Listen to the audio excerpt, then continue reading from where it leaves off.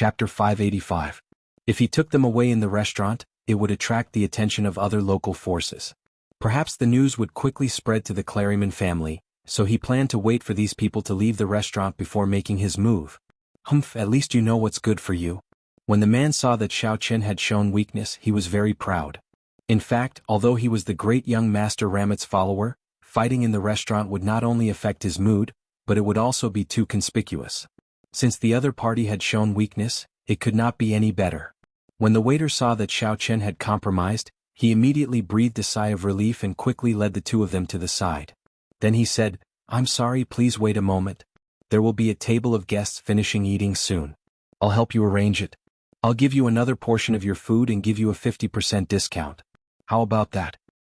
"Okay, no problem." Xiao Chen nodded. When the waiter saw that Xiao Chen was easy to talk to, he breathed a sigh of relief and quickly went to serve Ramet. Xiao Chen's previous seat had a good view. He could see the night view of the sea and the seat was relatively spacious. Xiao Chen was now waiting for an ordinary table for two. It was very small and there was nothing to see. But it did not matter. "Young man, let your girlfriend sit here and wait. I'll finish eating soon." At the place where Xiao Chen was waiting, an old man was eating alone. He was almost done eating and was about to finish. He greeted Xiao Chen in English. "Okay, thank you very much." Xiao Chen was a straight-A student in school, so he had no problem communicating in English. He thought about it, sat down and let Song Huawu sit on his lap. He saw that many couples were doing the same not far away. Song Huawu did not hesitate. She sat on Xiao Chen's lap and rubbed her buttocks twice. Xiao Chen immediately reacted and could not help but pat Song Huawu, indicating that she should behave. Song Huawu turned her head and grinned. It was obvious that she did it on purpose. "You're welcome. Over there are people from the Claryman family. You must be visiting. Don't provoke them." The old man said slowly, "They have a lot of power in the area. If we were to provoke them, it would be very troublesome. You guys are wise to not clash with them and give up your positions. Otherwise..." "So, the Claryman family is very powerful around here?" Xiao Chen asked, nodding. "That's right, it's not just powerful. It's like covering the sky with one hand." At this point, the old man sighed and a trace of sorrow flashed in his eyes. "Is no one doing anything about it?" Xiao Chen asked. "Manage? Who cares? Who can control it?" The old man shook his head. "You don't know this because you're not from around here. Lego Town is their private land. It's an island they bought. It's their own territory." "I see." Xiao Chen did not expect the Claryman family to be even more powerful than the Kai family. They could actually afford to buy an island. "You're not from around here. It's normal that you don't know. But I'm very puzzled. This is not a tourist city. What are you doing here?" The old man said, a little puzzled. "Those who come here are either the leaders of some small gangs that have joined the Claryman family or are here to buy firearms. Very few people come here to play. We're traveling on our own. We just want to go to some deserted places to see the local customs. We didn't expect to encounter such trouble." Xiao Chen shrugged helplessly and said, "I advise you to leave as soon as possible. It's very chaotic." The old man sighed. "Otherwise, I'll be an example. You?" Xiao Chen looked at the old man in surprise. "I'm not a local.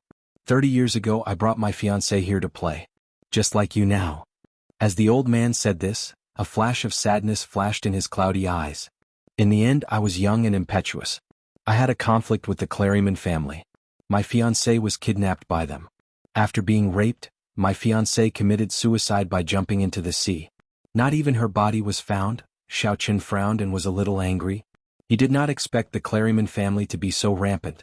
In Lan City, although the Kai family was a martial arts family, they did not dare to do this. "Old sir, please restrain your grief. If there's a chance, I'll avenge you," Xiao Chen said. "Haha, I don't think about revenge anymore." The old man only thought that Xiao Chen was comforting him. He shook his head and smiled bitterly. "I just want to stay here with her now. As for the Claryman family, I don't have any thoughts about them. They're too powerful. I just hope." "Oh?" Xiao Chen was slightly stunned. "I just hope to meet a suitable person who can help me teach them a lesson. Forget it, let's not talk about this. I'm done eating. You guys can eat." As the old man spoke, he stood up and called for the waiter to settle the bill. Xiao Chen and Song Huawu sat down. Very quickly their dishes were served again. Xiao Chen began to eat without batting an eyelid. "What are your plans? This doesn't seem like your character," Song Huawu asked as she ate.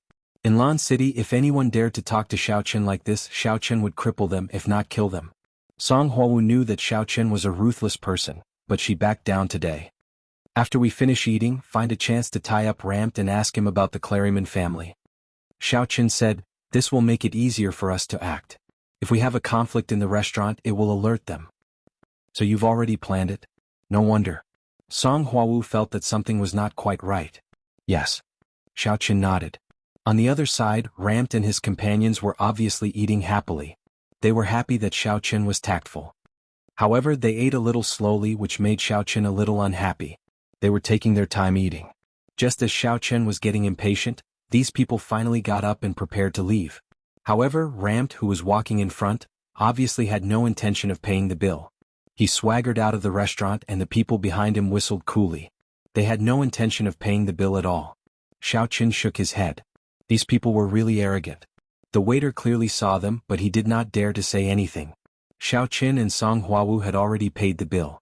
They got up and followed them out. These people were drunk. Ramped, who was walking in front, said, I'm going to find a hotel to sleep for a while. You guys have fun.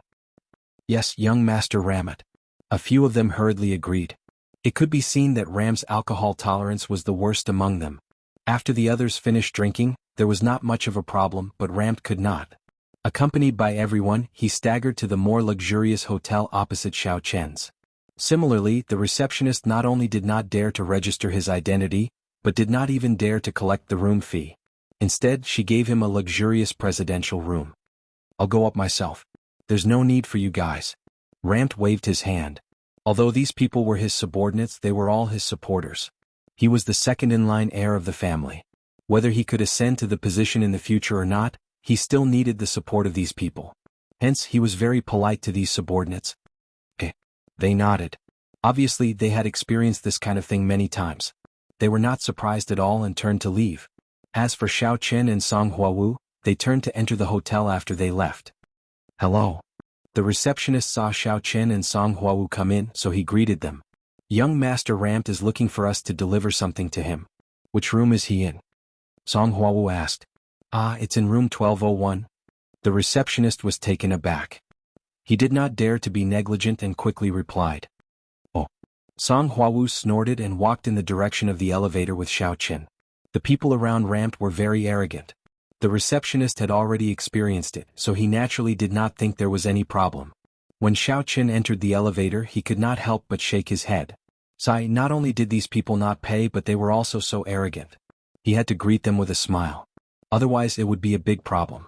The two of them went up to the 12th floor and came to the door of room 1201. This was an independent room at the end of the corridor. There were no other doors nearby. At first glance, this room was very big. Xiao Chen opened the door casually, but Song Huawu was stunned. She looked at Xiao Chen in astonishment. Even a normal locksmith would need some time to open a lock, right? Moreover, the lock of this kind of hotel was relatively complicated. There was no keyhole, but it was unlocked by a sensor card, but he did not expect it to be opened so easily. How is it possible? However, before he could ask anything, Xiao Chen walked in. Song Huawu quickly followed him and closed the door behind her. At this moment, Ramp was sleeping on the bed. Xiao Chen walked over, grabbed Ram's hair and pulled him up. With a casual toss, Ramp was thrown to the ground. He was in a daze from the fall, and half of his drunken state had sobered up. Oh! Ramp exclaimed. When he saw that the person in front of him was Xiao Chen, he was shocked and angry. It's you? Kid, you dare to cause trouble for me? Xiao Chen stepped on Ram's face. Can you stop asking nonsense? I'm already here and you still ask me if I dare or not. Are you stupid? If I were you, I would quickly kneel and beg for mercy. Maybe I won't beat you to death. You dare to beat me to death? Ram was a little shocked. If you dare to touch me, believe it or not, you won't be able to leave the Lego waters. Oh. Xiao Chen kicked Ram's stomach, and this guy suddenly vomited on the ground. All the food and drink that he had eaten and drunk were vomited out. Xiao Chen picked up Ramp with some disgust and threw him to the other side. Then he said to Song Huawu, open the window. The smell is too bad. Chapter 586. Ramp seemed to have found a life-saving straw. When he heard Xiao Chen's words, his eyes lit up. Don't come over. If you dare to come over again, I'll puke all over you. Oh, Xiao Wu, open the big window. Open it wider. I'll throw this person out, Xiao Chen said directly. Okay. Song Hua Wu went to open the window. Xiao Chen was about to grab Ramp, and Ramp was so scared that he peed his pants. Seeing that Xiao Chen was about to grab him, he quickly shouted, Don't. I was wrong. I'm sorry. I shouldn't have let you go before. I was wrong. This time Ramit was really scared. The person in front of him was ruthless, and from his calm expression, Ramit knew that he had run into trouble. You think it's over just because you were wrong? Xiao Chen asked.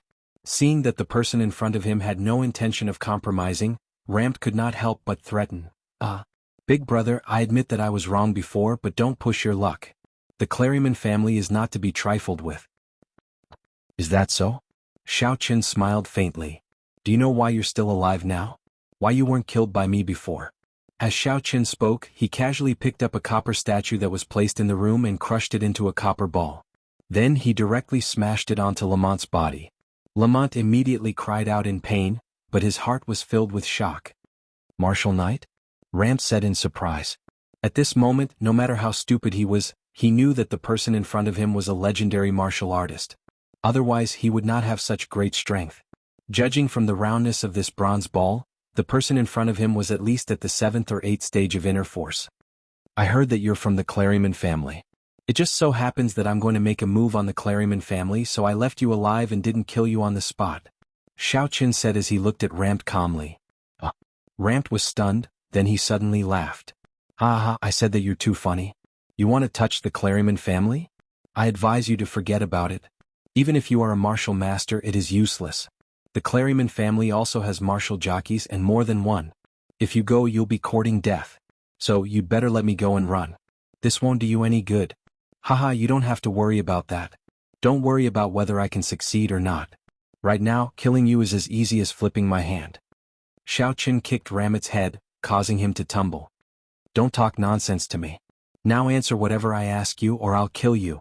According to what you said, since we are going to die anyway, we might as well kill you first. Ramit stopped laughing. He felt that the person in front of him was a lunatic.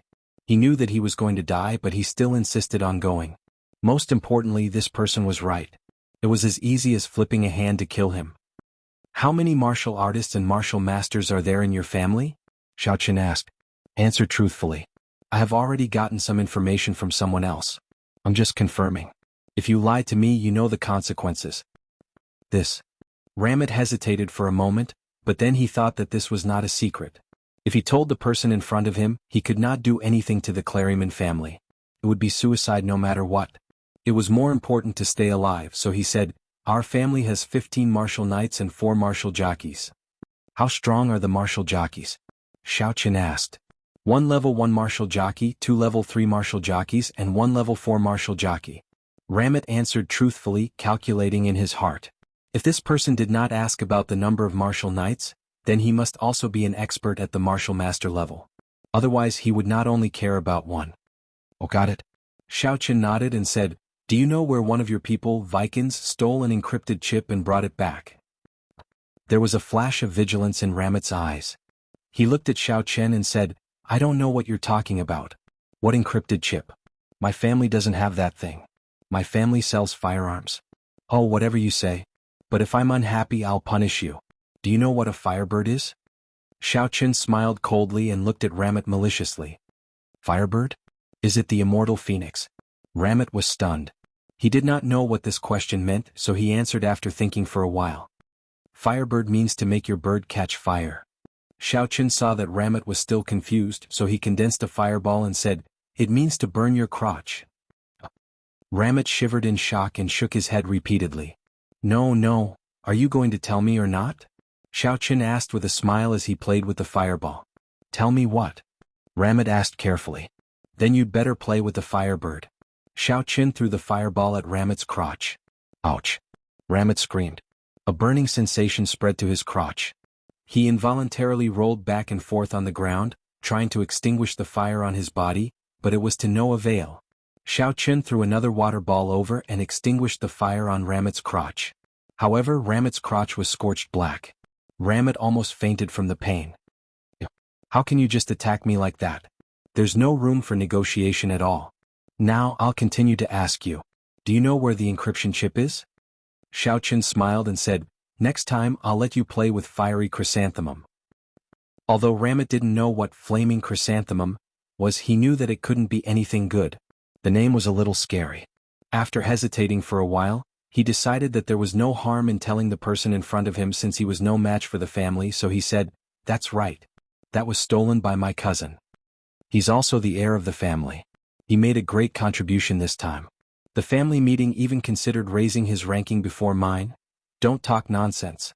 I'm asking you, where is the encryption chip now?" Xiao Chen asked. "The encryption chip? Of course, it's in the secret room of our Claryman family. Only the current patriarch has the authority to open it. No one else can enter," Ramit said. Ramit said, "I'm not lying to you.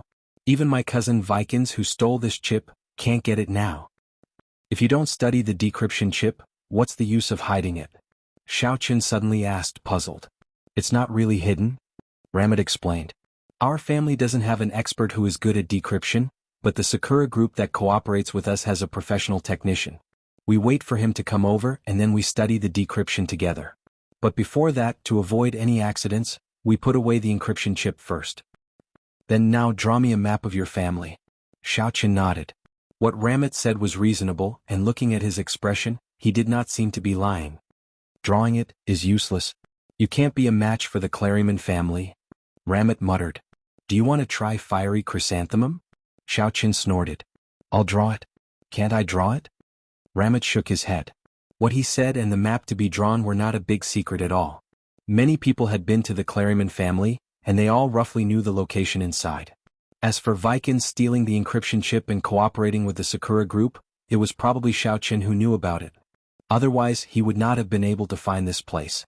Song Hua Wu took the pen and paper, gave it to Ramit and asked him to draw the map on it. After a while, Ramit finished drawing and handed it to Xiao Chen. He said, "Take a look now. Isn't this fine? You can let me go, right?" Xiao Chen took the map and looked at it. Although the map was not very well drawn, it was very clear. All the places and positions were marked, but what Xiao Chen was most concerned about was the location of the secret room. "Well, okay. Take us back with you tomorrow," Xiao Chen said lightly. "Ah, go back together?" Ramit was a little puzzled. Is this person really not afraid of death? Does he think that with his strength alone he can deal with the Claryman family? "Yes, you can sleep for a while now," Xiao Chen said as he slapped Ramit's neck, making him fall asleep. "What should we do? Take him away or stay here?" Song Hua Wu looked at the vomit on the ground with some disgust. Also, Ramit was now wearing diapers and she could not bear to look at him. "Of course, take him back."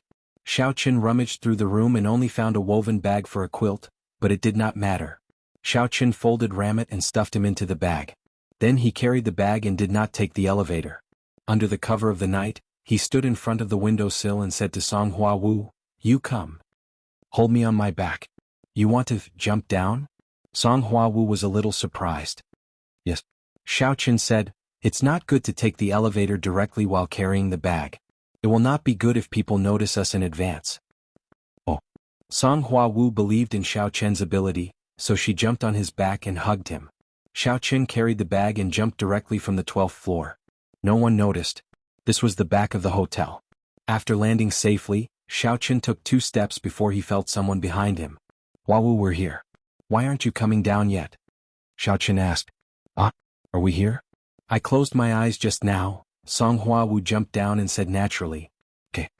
Xiao Chen quickly walked in front and returned to the restaurant they were at before. Ramit's disappearance did not attract much attention. In the past, Ramit would wake up the next day and contact his gang of scoundrels. If he did not take the initiative to contact them, no one would disturb him.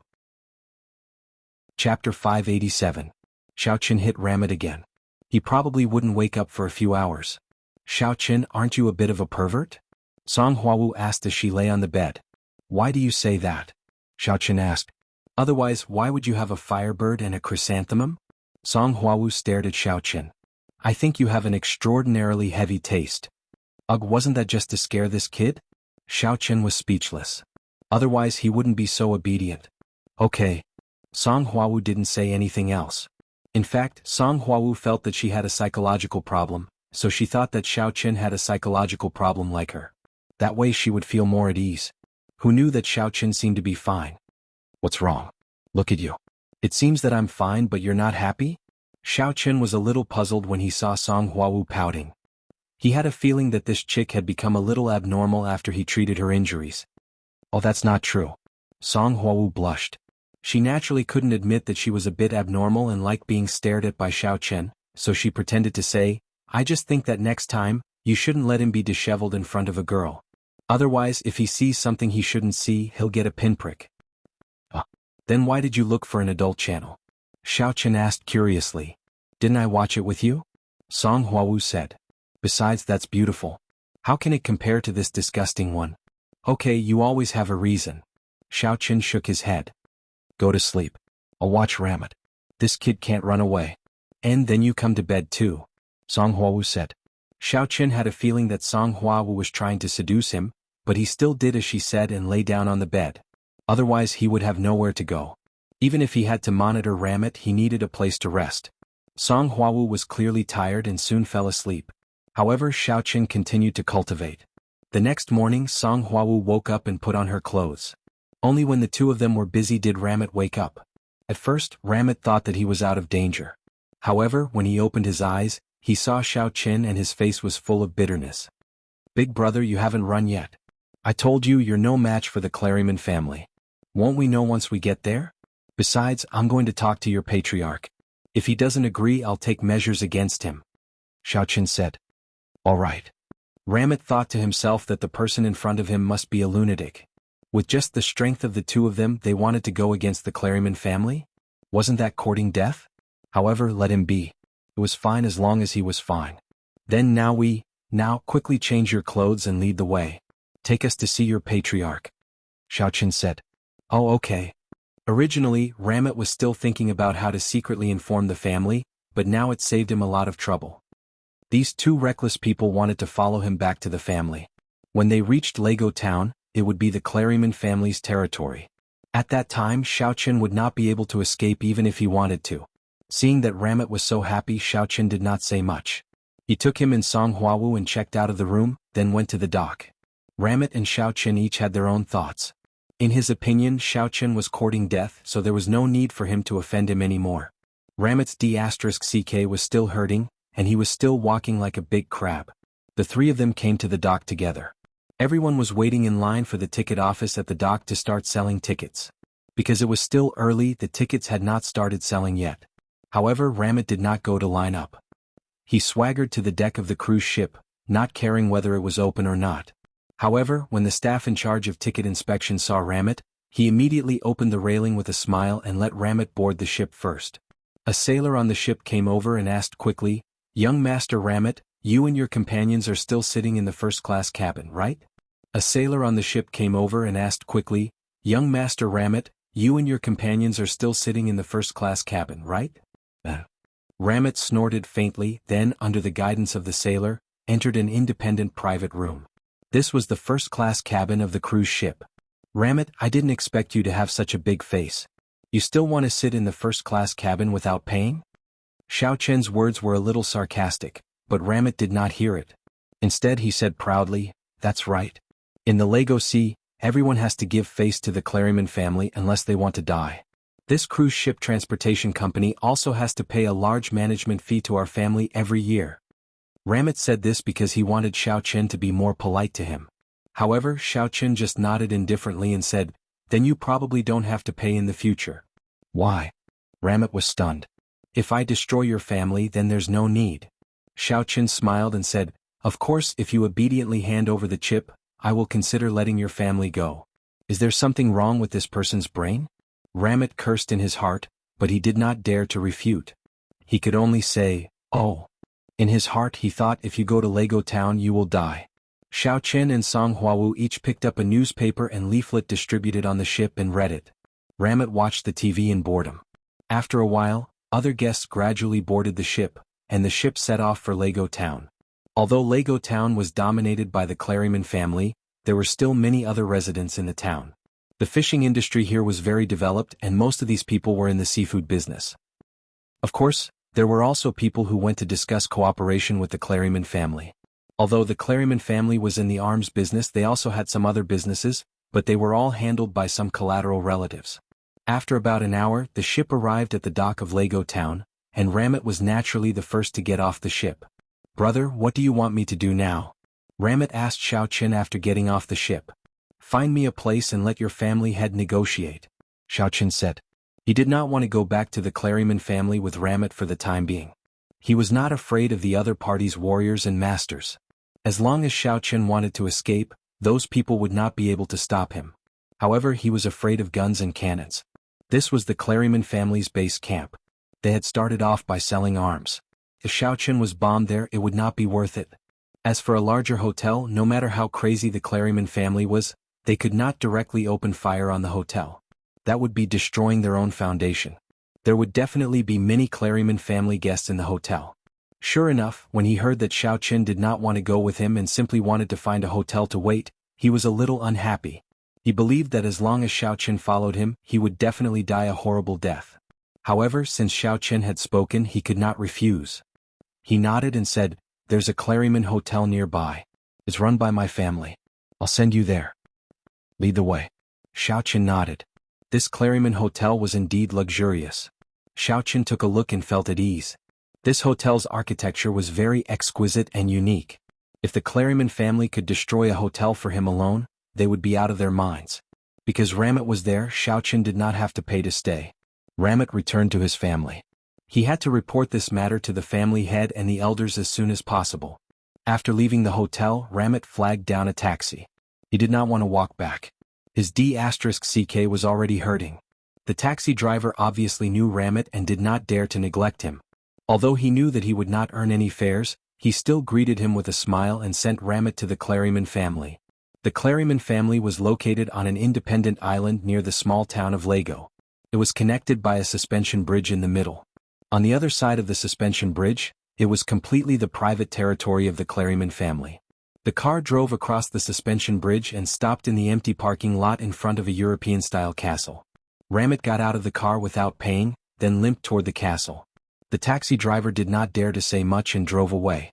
However, Ramit had only taken a few steps when a tall man walked toward him. This man was the first-in-line heir of the Claryman family. He was also the grandson of Mallory, the current patriarch of the Claryman family, Jorli. He was Ramit's cousin. In fact, although Ramit was the second-in-line heir, he had no intention of competing for the position of the family head. He knew his own capabilities and knew that he did not have the ability to shoulder the responsibility at all. His ultimate goal was to eat, drink and have fun, and then become an elder of the family. He had obtained his position as the second-in-line heir entirely because he and Jorli had the same grandfather. Although Ramit was born of a concubine, he was still of the main bloodline, so he became the second-in-line heir. As for the third-in-line heir, Vikings, he was the grandson of an elder. "My dear cousin Ramit, what's wrong with you? Why are you walking sideways like a crab and why are you so sullen?"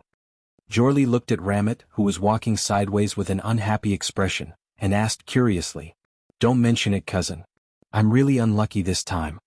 When Ramit thought of Xiao Qin, he immediately gritted his teeth in anger. He said hatefully, "I was taught a lesson in the Lego Sea yesterday. You don't know, I almost became a woman and my birdie was burned." "What happened?" Jorli's eyes widened in disbelief. "You were taught a lesson? But who dared to touch you? Didn't they know you were from the Claryman family?" Chapter 588. "Hey, isn't it all because of that fellow Vikings?" Ramit rolled his eyes and said, "The two people who dealt with me are both from Great Xia. Vikings went to Great Xia and stole the encrypted chip. In the end, he was found out by them, and they happened to know that I was the young master of the Claryman family. As a result, I was unlucky. They taught me a lesson and forced me to bring them here." Xiao Kelly was stunned. "So they followed you here?" "Not really. I arranged for them to stay at the Claryman Hotel, but this is all because of Vikings. Cousin, we can't just let it go," Ramit said sternly. "Vikings has been very active recently. He wants to use this merit to snatch my position as the second-in-line heir. Cousin, you know me. I have always followed your lead and definitely won't snatch your position as the young master in the future. But Vikings is different. That fellow is ambitious. If he surpasses me and becomes the second-in-line heir, he will definitely launch an all-out attack on you." "Well, what you said makes sense." Xiao Kelly couldn't help but frown after hearing this. He was also calculating in his heart. As the first-in-line heir of the family, naturally, it was not just because of his identity as the first grandson. He also had his own thoughts in other aspects. He was thinking about the pros and cons of this matter and whether it would bring him any benefits. Of course, revenge for Ramit was a must, but before that he had to make a big deal out of it and affect Vikings. How could he do this? In his opinion, it was tantamount to courting death for only two people to dare to cause trouble at the Claremont family. It was very easy to kill them, but if they died, they would at most help Ramit vent his anger. He thought about it and said, "How about this, Ramit? You come with me to see Grandpa and then you tell him everything that happened. Is that okay?" "Of course, there's no problem." Ramit laughed. He understood what Chow Kelly meant. That was to cause trouble for Vikings. Of course he was happy to do so. Vikings did not have a good relationship with him. Of course he had to support Chow Kelly's ascension. Only when Chow Kelly was promoted would he have a good life in the future. Otherwise, if Vikings was promoted, he might not even be able to get the position of an elder. Although Ramit's abilities were limited, he was still outstanding. Otherwise, he wouldn't have been the second-in-line heir in such an intense family. The two of them looked at each other and smiled. Then they walked into the most majestic castle in the courtyard. This was the residence of the elder Claremont, the core of the Claremont family's power. In the Claremont family, the only person who could be called Old Claremont was the patriarch, because no one else could represent the Claremont family. In the living room of the castle, Chow Kelly thought for a while and said to Ramuta, "Cousin Ramut, rest in the living room for a while. I'll report to Grandpa. Then I'll leave it to you, cousin." Ramut nodded, sat on the sofa and said, "By the way, cousin, help me out. Don't tell anyone that I'm causing trouble outside."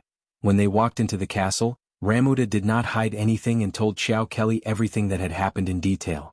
However, this did not mean that he could tell Old Claremont about it. Chow Kelly smiled at Ramuta and said, "Don't worry, Ramut. I know what I'm doing. I'll definitely put in a good word for you with Grandpa." "That's good. Thank you, cousin." Hearing Chow Kelly's words, Ramuta was relieved. Chow Kelly went upstairs, while Ramuta read the newspaper in the living room. The servants served him juice and coffee. Of course, Ramuta was not in the mood to drink these. He was worried about his grandfather's attitude. Not long after, footsteps came from the stairs.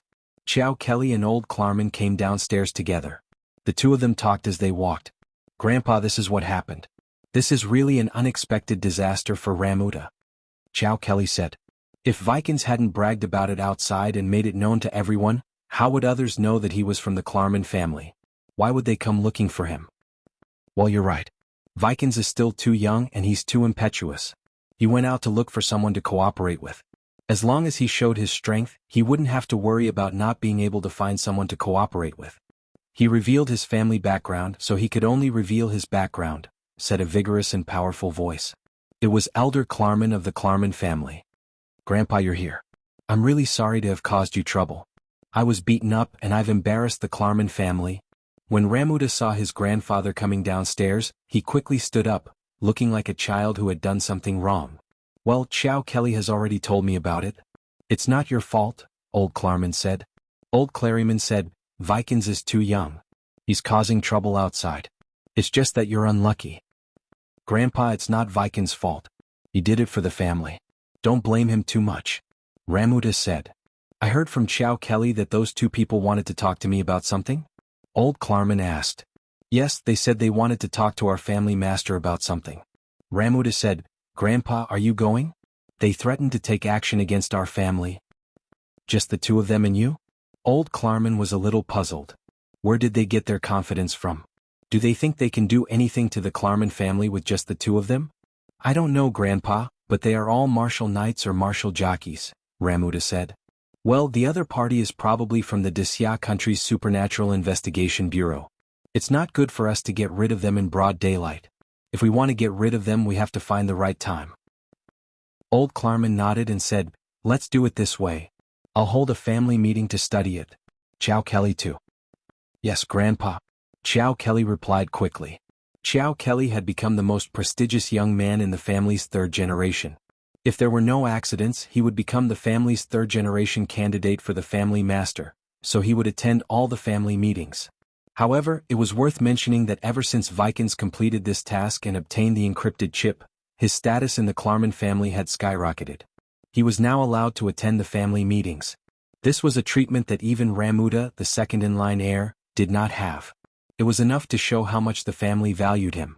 Although old Klarman was somewhat biased towards his grandson, Xiao Kelly, Viking's ascension was unstoppable. The other elders had agreed, so he could only agree.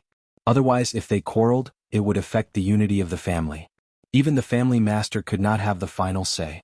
The family meeting of the Klarman family was held.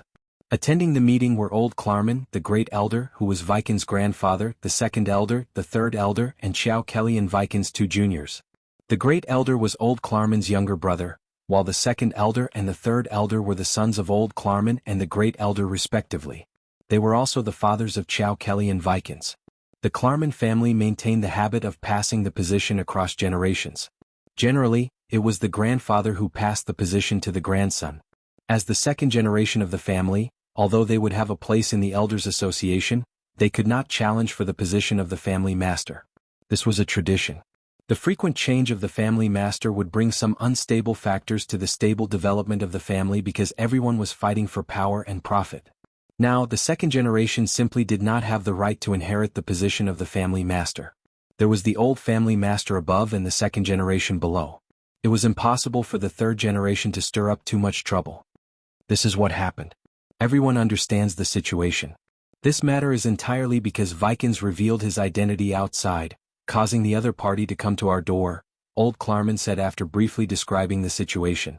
This can't be blamed on Vikings, right? The great elder spoke.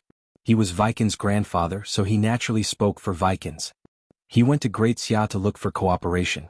If he did not reveal his identity and background, who would cooperate with him? Grandpa Vikings is indeed at fault in this matter. Vikings quickly lowered his head at this time and took the initiative to admit his mistake.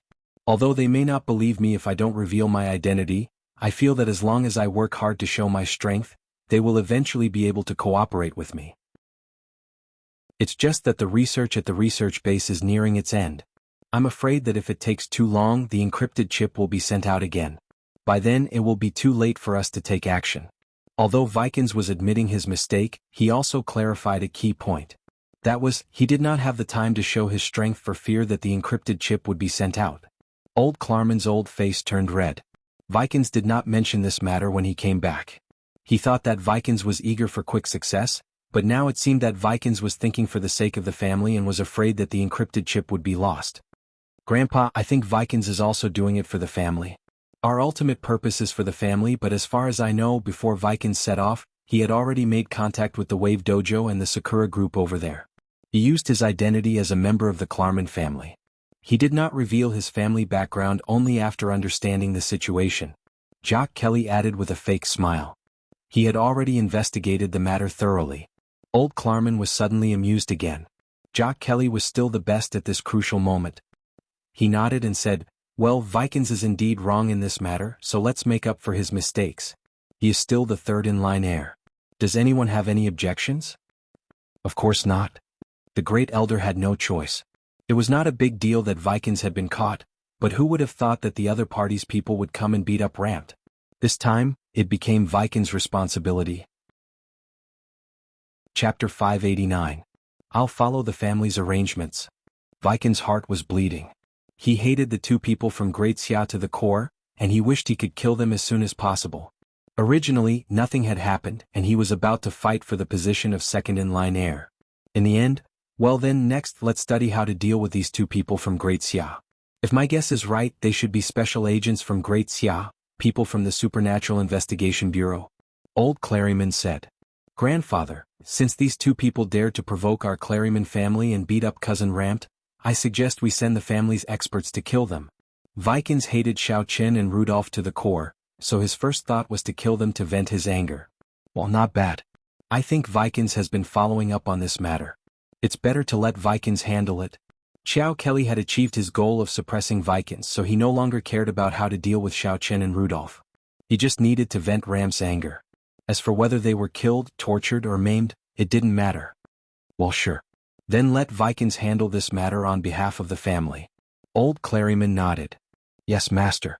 Vikings nodded. In his opinion, killing the two special agents from Great Xia from the Supernatural Investigation Bureau was as easy as flipping his hand. Vikings also had a lot of authority in the family, especially since he was under the orders of the master this time. Therefore he mobilized the family's two martial jockey experts, one level 1 and the other level 3, to the Claryman Hotel. The other party claimed to be negotiating with the Claryman family's patriarch. What a joke. Two outsiders actually wanted to behave atrociously in Lego Town. They really didn't know what was good for them. Vikings didn't even intend to show up. Instead, he just let the two of them kill them. He hated them to the core. If it weren't for the sudden appearance of these two people and coincidentally teaching Ramt a lesson, he would have become the second-in-line heir by now, right? Thinking of this, he was filled with hatred. He said to the two military jockeys, "When you get there, ask them if they are from the Supernatural Investigation Bureau. Whether they are or not, just kill them and bring their bodies back. But remember, you must control the battle within a controllable range. Don't affect the other tenants and the reputation of the Claryman family." If there was a murder in the Claryman Hotel, to a certain extent, everyone would feel that even the Claryman family's hotel was not safe. In that case, they would not be able to stay in Lego Town. "Don't worry, young Master Vikings. We'll get rid of them quietly." The two martial cavalry masters nodded. "Alright, you guys go ahead." Vikings didn't think too much about it.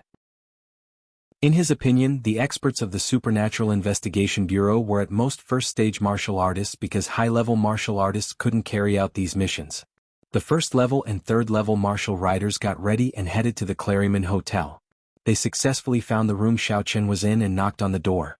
"Who is it?" Song Huawu had just come out of the bathroom after washing 2 fruits.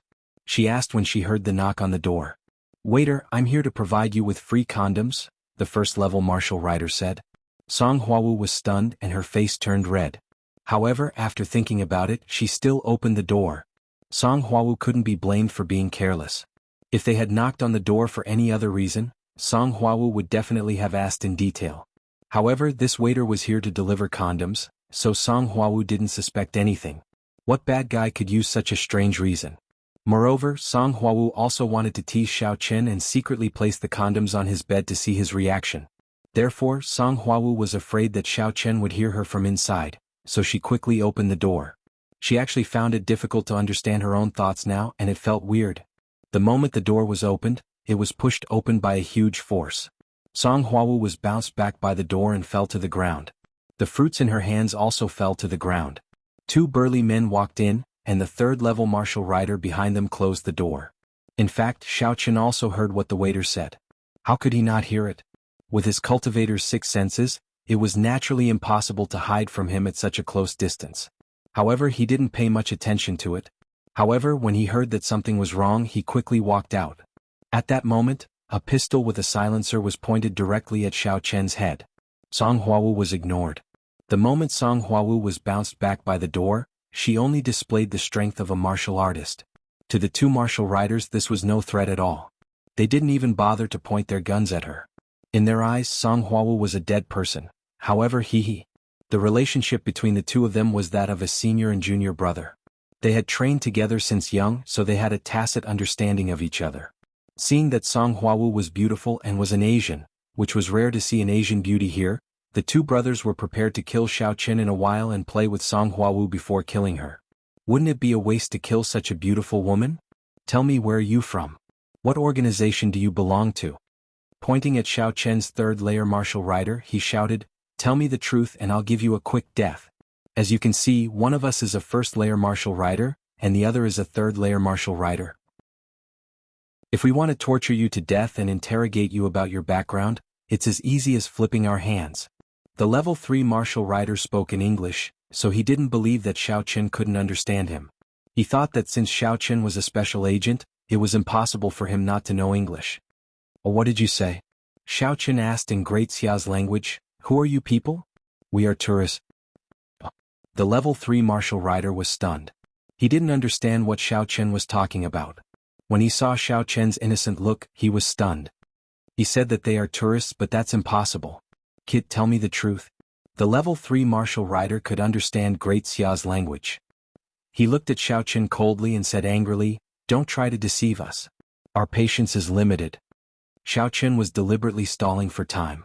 With his own ability, he obviously couldn't contend with 2 martial master-level experts. It wasn't a problem for the level 3 martial rider to fight them. The level 3 martial rider was too big of a gap. "Oh, then kill me. I am really a tourist," Xiao Chen said innocently. "Humph, don't think that I won't dare to shoot." The level 3 martial rider was thinking of playing with Song Huawu later, so he was a little anxious. Since Xiao Qin didn't say anything, he didn't have to say anything. He pulled the trigger and went back to tell Vikings. As long as Xiao Qin didn't say anything, it would be fine.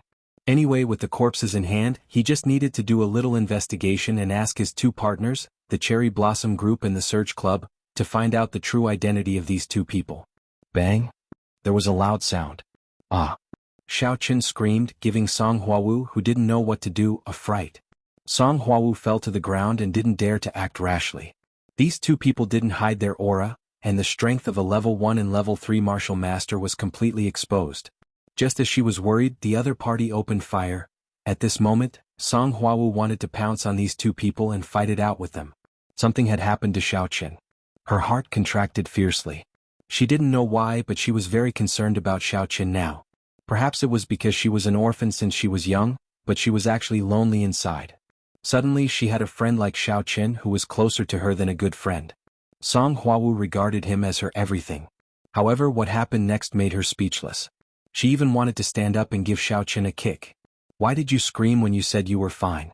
Aya, it's so tragic. Xiao Qin looked at the level 3 martial rider whose pistol had exploded in front of him and said pitifully, your right hand has exploded. The power of your gun is really not small. As expected of a family that sells firearms. It's powerful, but the quality isn't so good. You didn't kill me, but you blew yourself up. The level 3 martial rider was also stunned as he looked at his missing right hand and his raised forearm with the bloody gourd. He couldn't believe that the pistol would explode. How was that possible? However, the piercing pain made him understand that all of this was true. He regretted not using his chi to protect his body when he fired. In fact, who would have thought that he would need to protect himself when he shot someone with an absolute advantage? This was completely illogical.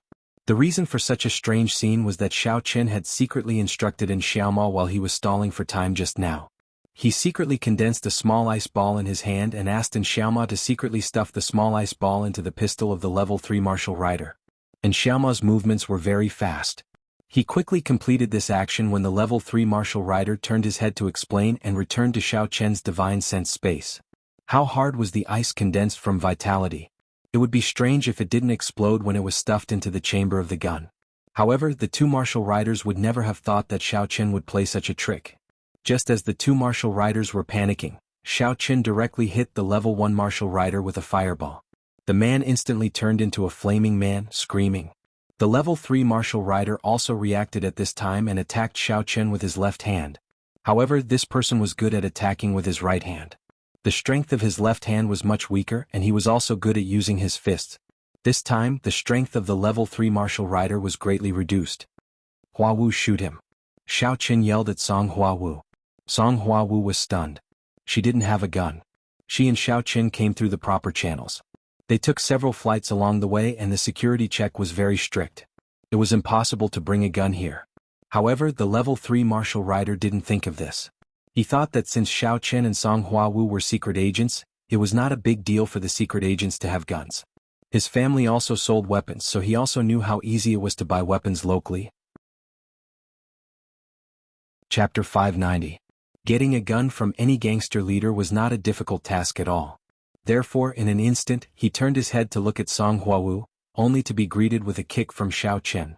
Although the kick did not cause any harm to him, it made his body hit the body of the first floor martial rider. Instantly, the true samadhi fire began to spread on his body. Ouch! He had never expected such a terrifying flame to exist. Only when he was truly engulfed in flames did he understand why the first floor martial rider had not extinguished the flames on his body.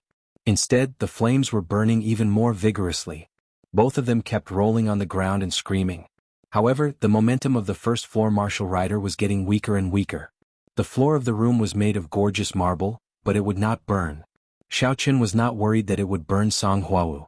However, Xiao Qian's 3 true samadhi fires were rather large. Trying to extinguish the fire by rolling on the ground was undoubtedly a fool's dream. Xiao Qin had almost exhausted all his primordial chi to activate this ultimate move. If it was so easy to extinguish, what was the point of playing?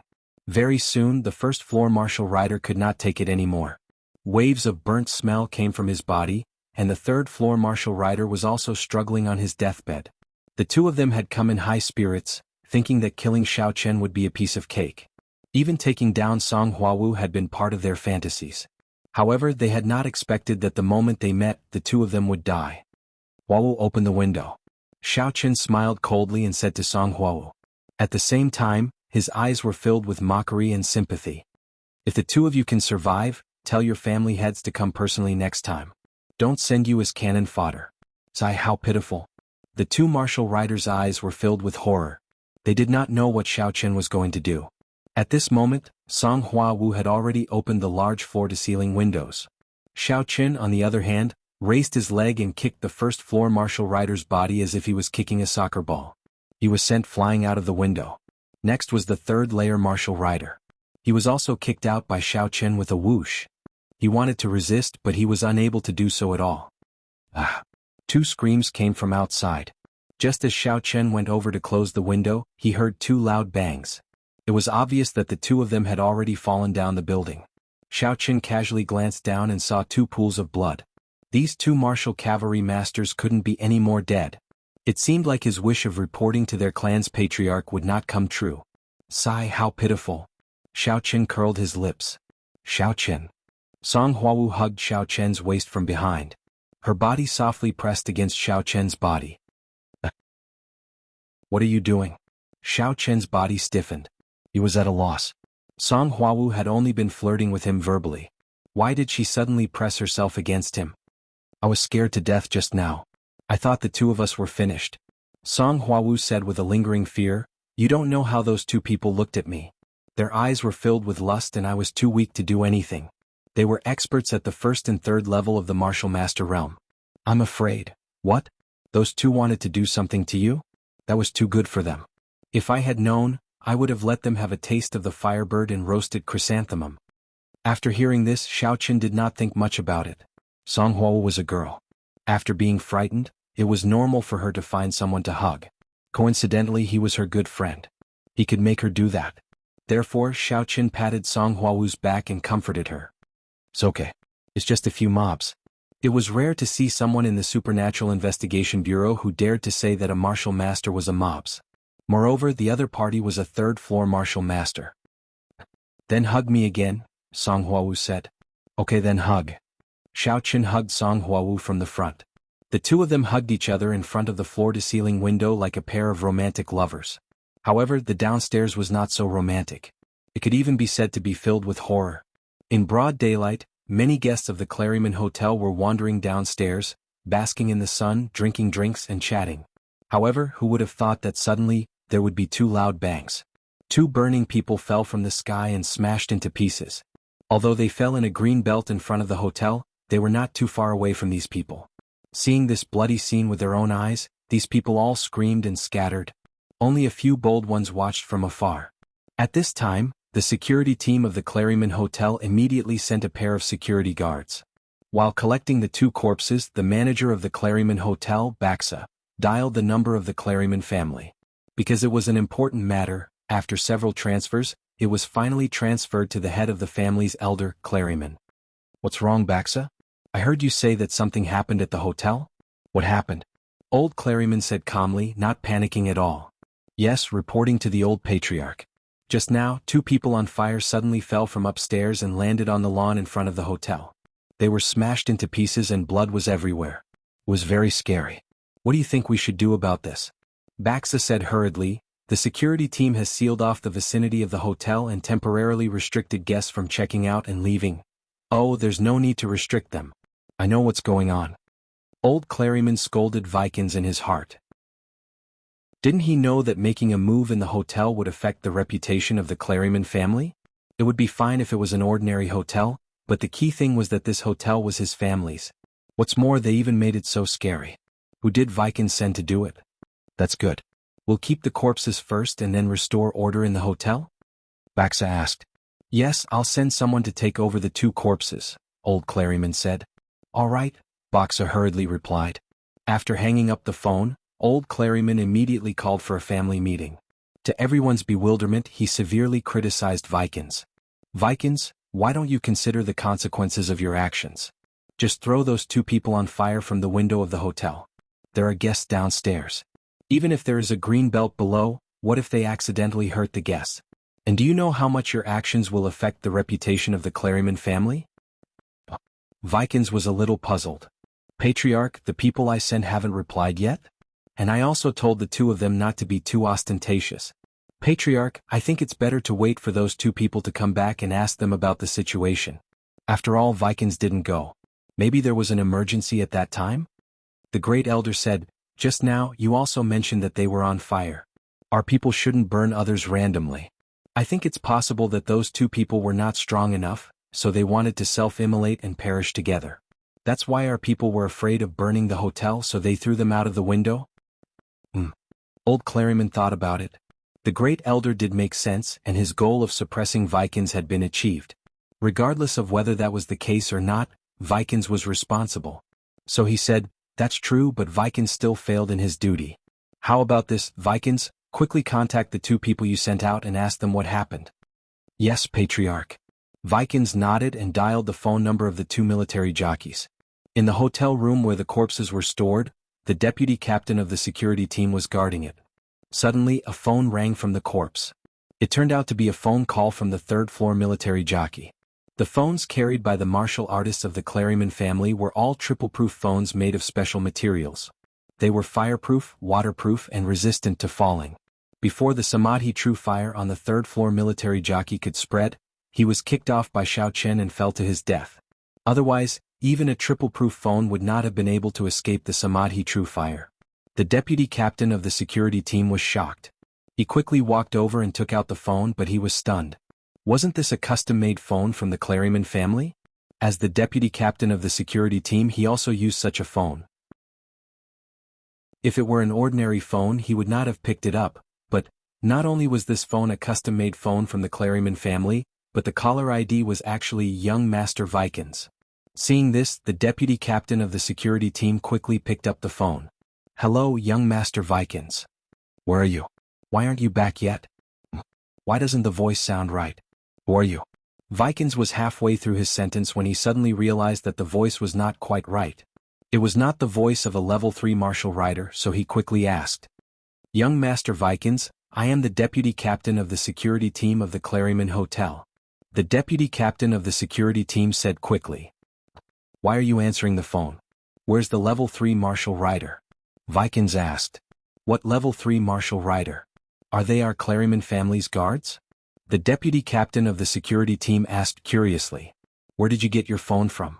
Vikings asked quickly. On top of one of the corpses. The deputy captain of the security team replied. Corpses? Did those two outsiders snatch the martial rider's phone? Vikings asked curiously. I don't know. The deputy captain of the security team was also confused. By the way, are those two corpses a man and a woman? Suddenly, Vikings thought of a terrible possibility. Although he could not believe it, he still asked. No, judging from their physical characteristics, they should be male corpses. What's wrong? Is there a problem? The deputy captain of the security team asked. Chapter 591. Vikings suppressed his anger and said, If you want to look for the Claryman family, you can look for me. I can talk to you. Don't be impulsive.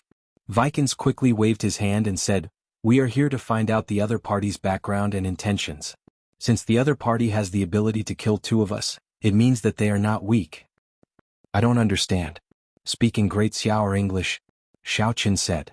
Alright, in that case, let Vikings bring two Claryman warriors. Old Claryman made the final decision. Vikings was a little annoyed, but when he thought of the other party's strength, he held it in and said, I am Vikings, the third-in-line heir of the Claryman family. Chapter 592. Could they be twins? He waved in the direction of Xiao Chen. Xiao Chen walked over with Song Huawu and sat in front of Vikings. He picked up the menu on the table and waved to the waiter on the side. Waiter, order. Vikings was a little depressed. I, the host, am here. You want to order without even greeting me? How rude. However, he could not fall out with Xiao Chen because of such a small matter. He could only say the same. Mr. Xiao Chong, take a look at what you want to eat. You can order anything you want. Bullshit. Xiao Chen said in a bad mood. Then he took the menu and ordered everything that was expensive to the waiter. He ordered a whole bunch of dishes. Vikings was a little speechless, but he did not say anything. This hotel belonged to the Claryman family. This food was nothing. When Xiaochen finished ordering, he said, "Let me introduce myself." "There's no need for introductions. Vikings, tell me what you want." Xiaochen waved his hand and interrupted him. Being interrupted by Xiaochen again, Vikings was a little depressed. However, he still said, "Okay, the 2 military jockeys of our family were killed by you, right? Are you here to get revenge for them?" Xiaochen asked. "Of course not. I'm here to negotiate this time. However, don't think that we're afraid of you." As he spoke, Vikings waved his hand. The 2 military jockeys beside him revealed their strength as a level 3 and level 4 martial master. "Oh, a level 3 and a level 4 martial master. Are you here to scare me?" Xiaochen said as he drank his juice. Seeing that Xiaochen was not afraid at all and was even drinking his juice leisurely, Vikings was a little timid. Could it be that Xiaochen was very powerful? Was he confident that he could kill these 2 military jockeys? Otherwise, why would he have such an expression? In fact, Xiaochen did not have any confidence, but he could not show his fear. As long as he showed fear, the other party would definitely attack him. He had only been able to kill those 2 martial cavalry masters because of luck. It was no problem for Xiaochen to kill the first layer martial rider, but the third layer martial rider, if it wasn't for his pistol exploding and blowing off one of his hands, Xiaochen wouldn't have been able to kill him so easily. Not to mention there was now a 3rd layer and a 4th layer martial rider. Xiaochen was no match for them at all, but he purposely acted very mysterious, so Vikings definitely wouldn't dare to act rashly. After all, he didn't know how the 2 martial riders died at that time. "Hurry up and say what you want to say," Xiaochen said. Just as Vikings was about to speak, the food that Xiaochen ordered was served. Then Xiaochen waved his hand and said, "Okay, no need to say anything. Wait until I finish eating." Vikings was about to explode. Xiaochen ignored him and ate the food in big mouthfuls. He kept commenting on the food and gave it to Song Huawu to taste. Seeing the 2 of them showing off their affection, Vikings suppressed his anger and didn't explode. He was the 3rd in line to be the heir, not because he was stupid.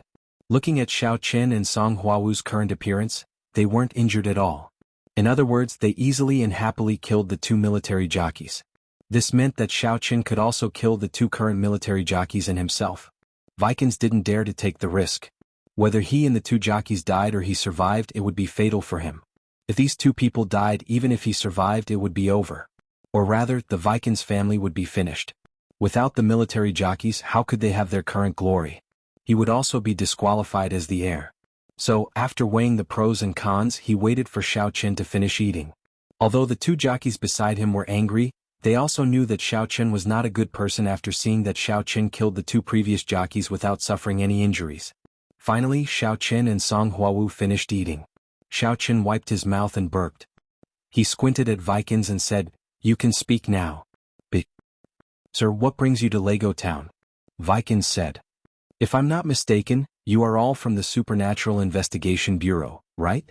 "The first thing is to get back the encrypted chip," Xiaochen said. "I'm afraid I can't comply with that. Every profession has its rules. The chip is now in our hands. Although I snatched it back, I have already handed it over to the family. I have no right to take it back to you," Vikings said. "What can you do?" Xiaochen asked. "I just want to say that we should mind our own business.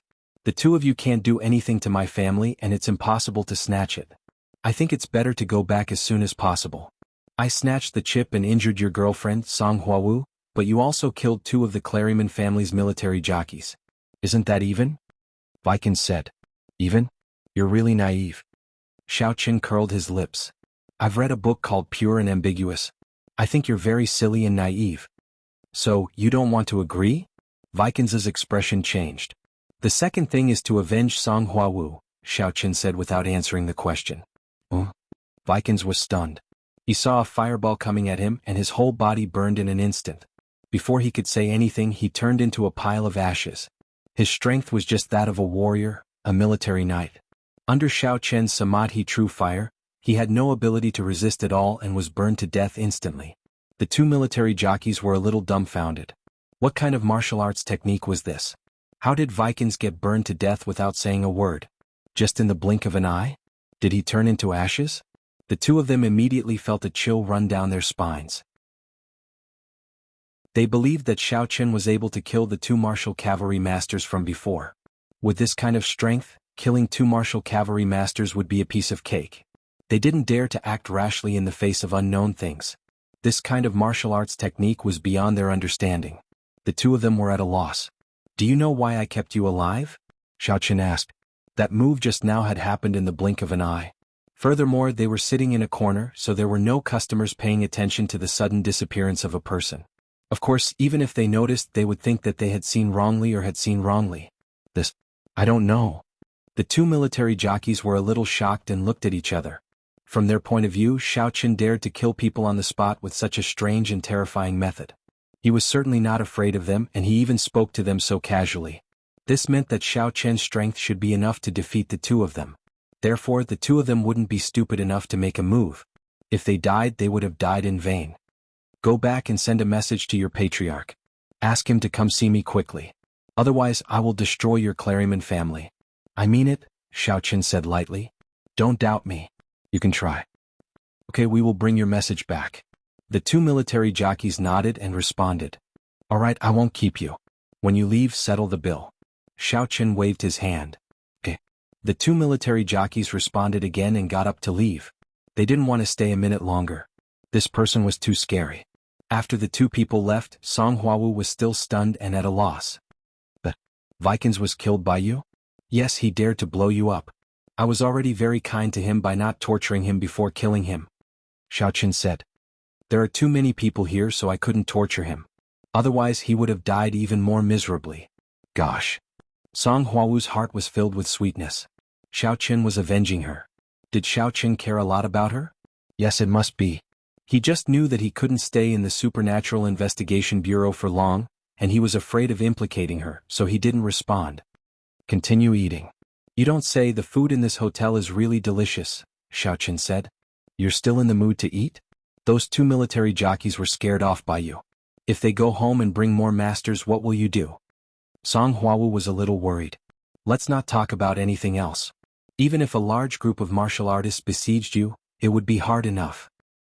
"Oh no." Xiao Chen smiled. The Claryman family didn't have the guts to be that crazy. Which family didn't use all their strength when facing a mortal enemy? He was just an outsider now, and he hadn't even attacked the Claryman family yet. Why would they send all their masters? In fact, the Claryman family really couldn't. The two military jockeys hurried back to the Claryman family and reported the news of Viking's death, as well as the words that Xiao Chen had asked them to bring. Old Claryman, the Great Elder, and the others were dumbfounded on the spot. Although Old Claryman always suppressed Vikings, he didn't want him to die. This person was still very smart. When he grew up, even if he didn't become the patriarch, he would become an elder and be a helper to Chiao Kelly. But he was dead just like that? The Great Elder immediately burst into tears. He hadn't expected that Vikings would be killed just because he went to negotiate. Moreover, he heard that it was a very strange martial arts technique. It was just a fireball and he turned into ashes in an instant. Chiao Kelly, the second elder, and the third elder also had very complicated feelings. For a moment they didn't know how to deal with it. "Call for a family meeting. We must discuss a countermeasure." Old Claryman broke the silence and said with a sorrowful expression, "The other party is very powerful. We must adjust our previous strategy and take it seriously." Everyone nodded and entered the family meeting room. After sitting down, the Great Elder said with a livid expression, "Patriarch, the other party is too despicable. I think the Claryman family must fight back." "Great Elder, everyone wants to fight back, but how do we fight back? Are you going to fight back?" Old Claryman was still clear-headed at this moment. Two military jockeys were killed by him. Two military jockeys were scared back by him. Vikings was also killed by him. Tell me who can kill him. Chapter 593. This. After hearing this, the Great Elder's heart suddenly trembled and he sobered up. He naturally knew the other party's strength. Old Clarman was right. Who could deal with them now? Although the Clarman family was indeed very powerful in Lego Town, they were somewhat powerless in the face of a powerful individual like Xiao Chen who did not play by the rules. At this time, the third elder, who was Viking's father, looked carefully at Old Clarman and asked respectfully, "Patriarch, doesn't our family have a great elder in the sanctuary?" "Sanctuary?" After Old Claryman heard this, his gaze suddenly froze. He fixed his gaze on third elder's face, and his tone became gloomy and cold. There was an indescribable chill in it. "Third elder, you have to be clear about this. If we ask the Grand Supreme Elder to act because of this, will we be scolded? The Great Elder said that we can only look for him when the family's survival is at stake. Now, is it the survival of the family? But Vikings has been killed and we are also being threatened. We still don't dare to fight back. Isn't this the survival of the family? The third elder lowered his head, feeling wronged. Vikings has been killed? That's because he was causing trouble outside and they came looking for him. How is this a survival of the family? Old Klarman's expression was a little ugly. We snatched the other party's encryption chip. Isn't it normal for them to come looking for us? It's actually very simple to solve this matter. Either we return the chip to them and the two of them will definitely leave. We don't even need to do anything. It's not a survival of the family at all. If we use this reason to alarm the Great Elder, who will bear the responsibility if he blames us? But that encryption chip was exchanged with Viking's life. If we just hand it over, it's really... Besides, it's not good for the Klarman family's reputation. When the third elder heard old Klarman's tone, he knew that there was nothing to think about, but he still tried his best to fight for it. Then what do you think we should do? Do you have a better idea? After listening to the third elder's words, the second elder couldn't help but frown. In fact, he also knew that the third elder didn't want to compromise. Otherwise, Vikings would have died in vain. But in fact, the second elder also didn't want to go to war. It was a fact that the other party was stronger than him. If he continued to go against them, it would be an unwise choice. The third elder did not have much confidence in these two mysterious masters from the east. However, when he thought of his dead son, he said in a deep voice, "I think we can't compromise on this matter, but we can also not go against them head-on. We can give them an ultimatum and ask them to leave the Claryman Hotel within a time limit. Otherwise we will take measures." Take measures? What measures have you taken? Old Claryman asked curiously, "Do you have anything that can threaten the other party?" "Yes." The third elder nodded his head and said, "We made a mistake before. We thought that our cavalry masters were no match for them, and so did I. I even wanted to go to the sanctuary to ask the Supreme Elder to come back. But in fact we can solve it ourselves. Don't forget what our family does, we have firearms." "What do you mean?" Old Claryman had a general understanding. If they leave, then so be it. In the future we won't interfere with each other's business, and our family's reputation will still be there. But if they don't leave, we will be ruthless and chase away all the guests of the Claryman Hotel. Then we will blow up the hotel with a few rocket launchers. I don't believe that no matter how powerful they are, they won't be afraid of guns." The third elder said, "I heard that one of the female agents was injured by Vikings. The reason why he can enter and exit the research base like it's on flat ground is also because of the intensity of the firearms." "Well, that's a good idea. Then, the third elder will be responsible for this matter on behalf of the Claryman family." Old Claryman nodded. It was worth it to save face for a hotel, so he agreed. "Okay, Chief. I'll send them an ultimatum now." When the third elder heard that old Claryman had agreed, he immediately went to write the ultimatum. In his opinion, he did not want Xiao Qin to move away. The more stubborn Xiao Qin was, the more he could blow up the hotel and kill these two people to avenge Vikings. He did not want these two people to leave with their tails between their legs. Therefore, after the third elder went back, he racked his brains to write an ultimatum. The words in it were harsh. His purpose was very simple. He wanted to provoke Xiao Qin and make Xiao Qin not leave so that he could carry out his next move. The ultimatum was full of sarcasm. After he was done, the third elder asked the family disciples to send it to the Claryman Hotel, and then asked the waiter to send it to Xiao Qin's room. Dang dang dang. Not long after Xiao Qin returned to his room after his meal, there was a knock on the door. However, this time Xiao Qin did not let Song Huawu open the door. Instead, he walked over and looked out through the peephole. He saw a person outside the door dressed as a waiter. Xiao Qin had seen this waiter before. He was indeed from this floor, so Xiao Qin opened the door. "Hello, sir. Someone sent you a letter and asked me to deliver it," the waiter said. "The other party said that this is the ultimatum from the Claryman family. Please take a look." Xiao Qin took the letter, opened it and glanced at it. Then he said, "Wait, don't go yet." "Okay. Is there anything else, sir?" the waiter asked quickly. "I'll reply to them now. You can take it back for me." As Xiao Qin spoke, he took out the notebook on the shelf at the door and wrote 3 big words on it. "I can't understand it." "Ah, okay." The waiter did not understand what Xiao Qin wrote, but he still nodded and took the letter away. "Then, sir, I'll take my leave first." "Oh, go ahead," Xiao Chen said in English. The waiter left. Soon, the Claremont family received Xiao Chen's reply. Looking at the 3 big words on the letter, the third elder was so angry that his teeth itched. He did not understand the great Xia language, but his subordinates nearby did. When he understood the meaning of these 3 words, he was furious. However, he still asked someone to write a new letter in English and send it to Xiao Chen again. There was no need to be afraid of trouble for this kind of thing. "Xiao Chen, what kind of letter did I send you just now? Why did you return it without reading it?" Song Huawu asked curiously after the waiter left. "Oh, who knows? Who cares what it is? We have to be tough. The tougher we are, the more afraid the other party will be. If they take his crappy letter and ask you to translate it, wouldn't that make us look weak?" Xiao Chen said indifferently. "Okay." Song Huawu nodded. The 2 of them did not speak much before the waiter came again. It had to be said that the third elder was quite efficient. "Sir, I'm here to send you a letter again. This time it's written in English. Take a look." The waiter handed the letter to Xiao Chen. "Oh, let me see." Xiao Chen took the letter and looked at it. The entire letter was filled with threats without substance. The key was that if Xiao Chen left now, everyone would live in peace and mind their own business.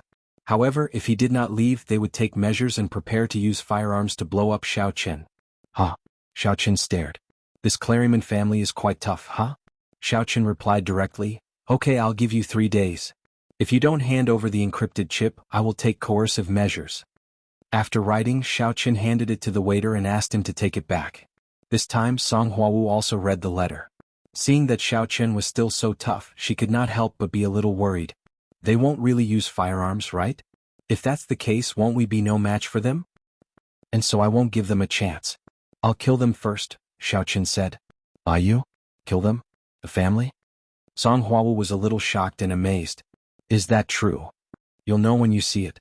Xiao Chen smiled mysteriously. Soon, the third elder received a reply from Xiao Chen. This time, when he saw Xiao Chen's reply, he smiled coldly. Not only was he not angry, but he was also very happy. This Xiao Chen had been angered by him. It seemed that he would not leave the Claremont Hotel. This was great. He could blow him up directly. Thinking of this, the third elder directly replied to Xiao Chen and told Xiao Chen to leave within 5 days. If he did not leave, then he could not blame the Claremont family for being rude. The reason why it was 5 days instead of 3 was to show the Claremont family's magnanimity. Secondly, it was actually to leave a buffer period. They would use 5 days to empty the internal facilities of the hotel and let the guests check out. In the Claremont hotel system, the longest renewal period was 4 days. At that time, even if he wanted to renew, the hotel could refuse. However, it was not good to break the contract and let the guests leave. This had an impact on the Claremont family's reputation because most of the people who came here were discussing business with the Claremont family. It was not good to offend the Claremont family directly. After all this was done, the third elder went to report to Old Claremont. Old Claremont looked at Xiao Chen's reply and could not help but frown. "Third elder," he said, "that if we don't give him the encrypted chip in 3 days, he will take measures against us. Why do I keep feeling uneasy? Will something happen? This shouldn't be, right? It's just the 2 of them. No matter how powerful they are, they can't possibly come to our Claremont family, right? You have to know that our family has a lot of firearms. If he dares to come, I guarantee that he won't be able to return. It won't even take 5 days and we won't have to destroy the building," the third elder said.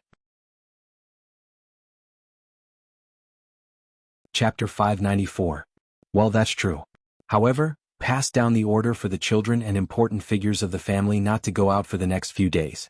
I'm afraid that the other party will take advantage of this. Old Claremont said. Also, regardless of whether the other party is threatening us or really going to attack us, you have to quickly set up some of the family's firearms. When they break in, you must ensure that they will not be able to return. Do you understand? Yes, I understand. Third elder immediately nodded in response. Old Claremont was right. It was better to be careful and take complete countermeasures. In the blink of an eye, 3 days had passed.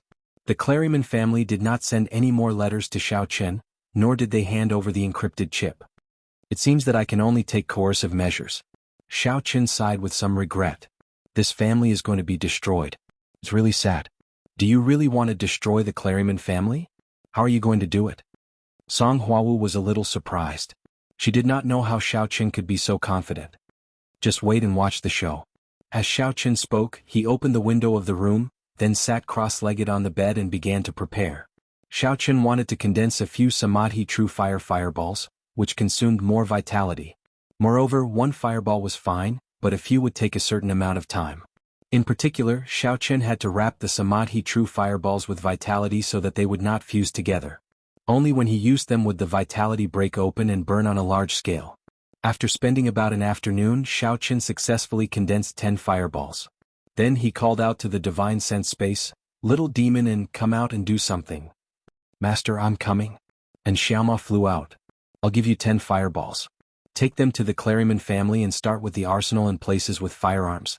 You can throw the rest evenly in the Clariman family's house," Xiao Chen said. "Okay." And Xiaoma was naturally not afraid of the Samadhi True Fire.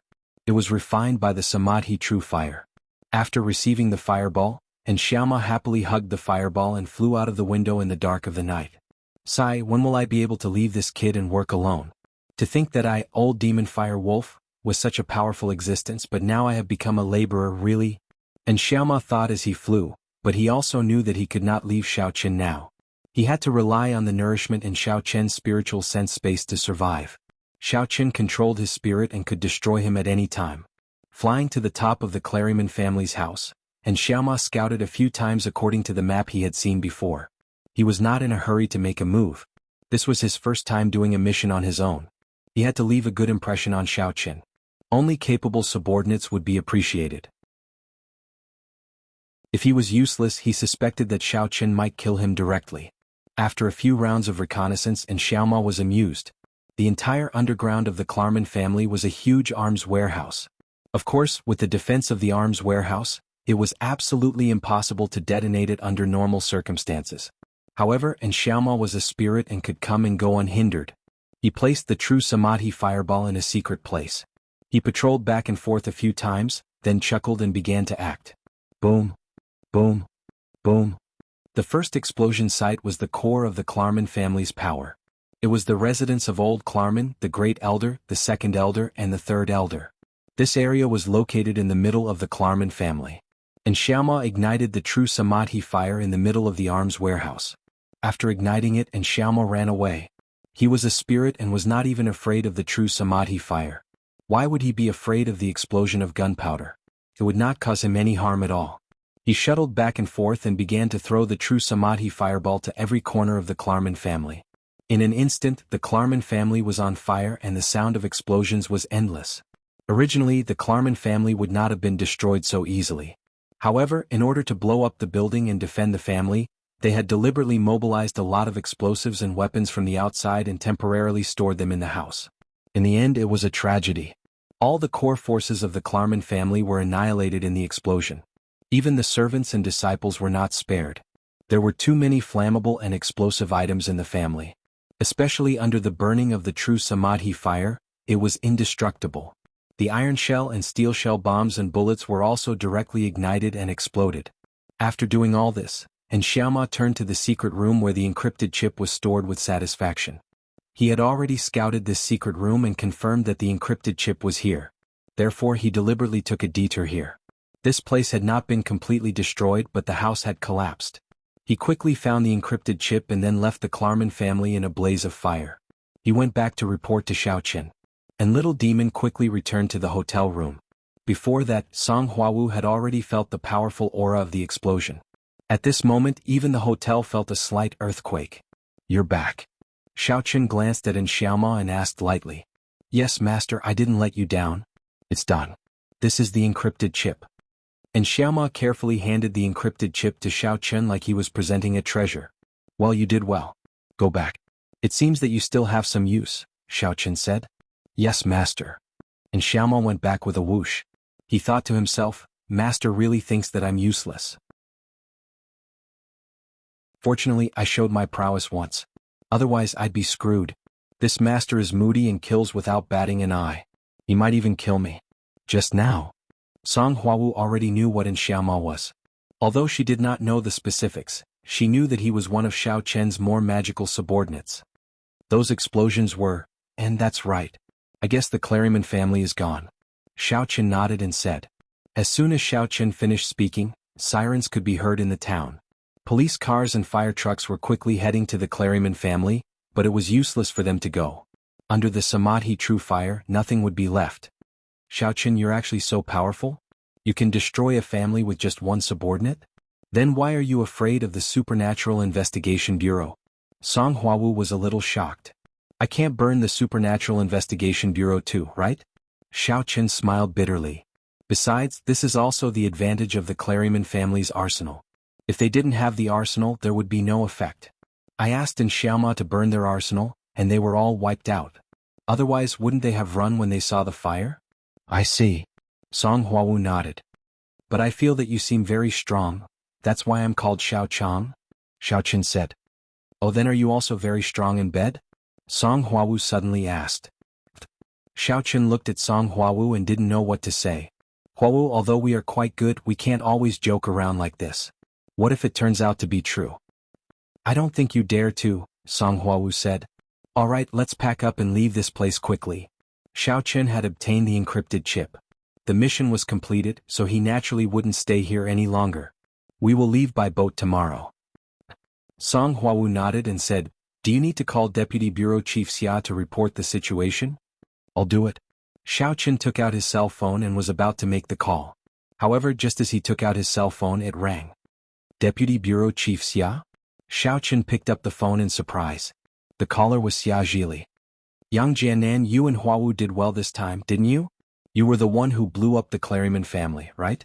You guys are really amazing and you didn't let us down. Xia Zhili's hearty laughter came from the other side of the phone. Deputy Bureau Chief Xia, how did you know? Xiaoqin was a little puzzled. It had only been less than an hour and Xia Zhili already knew about it? He still had a news channel here? This is the era of the internet. We also have people monitoring the situation on your side. The Claryman family was blown up, so naturally someone posted it on the internet. It was faster than the news. Xia Zhili smiled and said, Jianan, you're not bad. I didn't expect you to be able to get some weapons in an unfamiliar place and blow up the Claryman family. It was just a fluke. The Claryman family is in the arms business. We disguised ourselves as other merchants and bought from them, Xiaoqin said perfunctorily. Wonderful, too wonderful. Xia Zhili said. This time, in the Supernatural Investigation Bureau, let's see who still dares to question me. I will add this great credit to my report. You guys have done a great job this time. This is also a deterrent to other forces who covet our research base. Let them see how powerful the agents of the Supernatural Investigation Bureau are. They will be punished no matter how far they are to steal our research data. It's all thanks to Deputy Bureau Chief Xia's nurturing, Xiaoqin said quickly. And Jianan, the credit this time will not go unnoticed, Xia Zhili said. As long as the opportunity is right, I will suggest that you be promoted to Team B's deputy team leader to take over. Thank you, Deputy Bureau Chief Xia. Xiaoqin said this, but he was depressed in his heart. When could he cancel the wanted order? Damn, this credit did not benefit him at all because he would eventually have to leave this identity. In the end, it would benefit that old man Xia Zhili. Okay, you guys pack up and come back. By the way, did you get the encryption chip or did you destroy it? Xia Zhili asked. I got it, Xiaoqin said. And very good. This is another great credit. Xia Zhili said happily. There is only one copy of this chip. Although destroying it will prevent it from leaking, we won't have it for ourselves. It's great that you can get the chip back. Chapter 595. It was just a fluke. Xiaoqin did not want to talk about the details. Talking too much would lead to mistakes. Okay, I'll teach you Qigong when I get back. Xia Zhili hung up the phone. Xiaoqin shook his head and said to Song Huawu, that old thing wants me to be the deputy team leader of Team B. I'll try to get you the position of team leader of Team C. Ah, me? Song Huawu was stunned. Can I? By the way, why don't you think of a way to cancel the wanted order? I tried once before, but that old thing did not agree. If I continue to talk about this, he will probably be suspicious. I have to find an opportunity. Xiaoqin was also very depressed and had a headache. However, it was also a good thing to be able to go to Team B. Team B had much more authority than Team C. They could even request to read some internal files of the Warrior Guild. Xiaoqin wanted to see what kind of trial mission his father had done that caused him to be completely annihilated. This file had always been sealed. At that time, the Xiao family had asked many times, but they had not been able to access it. Even the president of the warrior guild in Songning had lost this authority. There must have been a big force behind the scenes. Otherwise it would not have happened. Although the Claryman family was powerful in this area, it would also attract the hatred of other families and ordinary people in the town. Therefore his death did not cause any big waves. Even the second largest family nearby came the next day. Under their control and intervention, the Claryman family's incident was turned into an explosion caused by their own family's arsenal being improperly taken care of. They had no one to blame but themselves. As for who the real murderer behind the scenes was, not only did this family not seek revenge, but they were also secretly grateful. If it were not for this person, the Claryman family would not have been completely annihilated, and their family would not have been able to rise to power. However, what surprised Xiao Chen was that the Claryman Hotel did not become chaotic because of this. It seemed to have been controlled by the new family. This was because when Xiao Chen and Song Huawu left, they still had to go through the checkout procedures and did not leave directly. However, this wasn't what Xiao Chen was concerned about. After checking out, Xiao Chen and Song Huawu took a boat back to the Lagos Sea and prepared to return to Great Xiaolan City. The journey was uneventful. When Xiao Chen and Song Huawu left Lan City Airport, they saw that Xia Shibin was already waiting there. When he saw them coming out, he immediately came over to welcome them. "Lida Yang, you're back. Congratulations." "Well, what's the matter?" Xiao Chen was surprised to see Xia Shibin here. "Deputy Director Xia is here and is at the research base. He asked me to pick you up and rush over immediately," Xia Shibin said. "All right, let's go."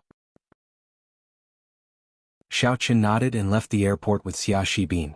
They got into a business car and went to the research base together. The current research base was deserted. The researchers were temporarily on vacation, so other than the patrolling security guards, no one else was here. On the way to the conference room in the main building of the office building, they pushed the door open and saw Xia Zili sitting in the main seat. Beside him was a middle-aged man with a kind face and a pair of eyes that looked like an old pedant. However, upon closer inspection, he looked somewhat similar to Grandpa Su. "Jianan, you're back. That's great." Xia Zili stood up and walked over enthusiastically. This time, Xiao Chen had made a great contribution to him, so he naturally had to express his gratitude. "Deputy Director Xia, this is all my duty. You don't have to do this," Xiao Chen said politely. "This must be Mr. Xiao Chong.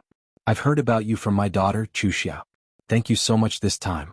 The middle-aged man also came over and said enthusiastically, "Let me introduce myself. I'm the person in charge of the research base, Su Inda. Previously, I troubled you to take care of my daughter and parents. Then, I troubled you to go all the way to Lego Town to snatch the encrypted chip back. I really don't know how to thank you." "Professor Su, you're too serious." Xiao Chen smiled. "It's nothing serious. However, I'm just a professor in the research base. There's nothing I can thank you for. Why don't I marry my daughter to you?" Su Inda looked at Xiao Chen with a smile. "Pfft." Xiao Chen coughed violently. I'm just joking. I know that you and Sauer are close. In the future, even after this mission is over, you have to visit my house often. My parents and Chuxia's best friend Sauer are all looking forward to your visit," Su Inda said with a smile. Xiao Chen was shocked and wiped his sweat. This Su Inda's words were really? He didn't sound like a pedant at all. He actually knew how to joke around. Xia Zili laughed and said, "Jianan, it's almost the new year. I'll give you a holiday. You can go back to your family in Songning. There's already some progress on what I promised you. Don't worry. After the new year, it will definitely be in place." "Thank you, Deputy Bureau Chief Xia, for your guidance." Xiao Chen nodded. He didn't care about his promotion at all. However, the fact that he could return to Songning made Xiao Chen a little excited. He hadn't gone back for a long time. "And I think Hua Hua cooperates well with you. This time she will also go back with you," Xia Zili said with a smile. He could already see that this time, Song Huawu's attitude towards Xiao Chen was a little different. Of course, Song Huawu didn't deliberately hide it. She appeared very natural. Therefore, Xia Zili thought that the two of them developed feelings for each other during the mission together. He was also very happy. Song Huawu had never been on his side. If Yang Jianan took care of her, then Song Huawu would take over as the team leader of Team C. Although he would improve his ranking and become the deputy bureau chief in charge of Team B, he would still have great authority and control over Team C. He was a person who was greedy for power. Therefore, the situation in front of him made him very happy. He even wanted to remove the deputy team leader who was in charge of Team C. At noon, Xia Zili held a celebration banquet. Xiao Qin, Song Huawu and Xia Shibin all attended. After the meal, Xia Zhili also had to go back. There were many things to do before the new year, and he still had to coordinate the promotion. On the other hand, Xiao Qin returned to his rented place. He planned to pack up and return the house. Song Huawu and Xia Shibin also had to pack up their things at the research base. Everyone agreed to meet at Xiao Chen's building that night and return to Songning City together. Looking at the familiar house, although he hadn't lived in it for long, many things had happened. He got to know Su Chuxia and Tian Xiaoring and he met Wang Fangtian again. However, he still had to leave. When he went upstairs, Xiao Chen was surprised to find two people standing in front of his house. It was Su Chuxia and Tian Xiaoring. "Why are you guys here?" Xiao Chen was slightly surprised. "Xiao Chang, my dad said that you're back and that you're leaving. Xiaoring dragged me back from school because he wanted to see you," Su Chuxia explained. "Xiao Chang, you're leaving just like that? What if Sister Xiaoring misses you?" Tian Xiaoring was bold. He walked over and patted Xiao Chen. "You don't know this. After you confessed to Sister Xiaoring, all the students in school were waiting for you to come back. In the end you left. Sister Xiaoring is so embarrassed. She just got a boyfriend and then disappeared. Ahem. I have a mission to complete." Xiao Chen smiled bitterly. "And this time I'm going back to Songning?" You're leaving already." Tian Xiaoring was a little disappointed. "I thought you could come back to continue school. Everything here is over." "Naturally, I can't stay here anymore," Xiao Chen said. "All right, Xiaoring. Xiao Chang has his own things to do. Don't pester him anymore. Moreover, didn't you just want to experience the feeling of being chased? Now that you've experienced it, don't push your luck." Su Chuxia said, "Be careful not to fall into it." "Aya, how is that possible? Sister Xiaoring just hasn't had enough fun." Tian Xiaoring's eyes suddenly lit up. "Xiao Chang, why don't we have an online relationship? Is that okay? Let's meet in Weixin?" "Okay, but I might not be able to log into Weixin anymore.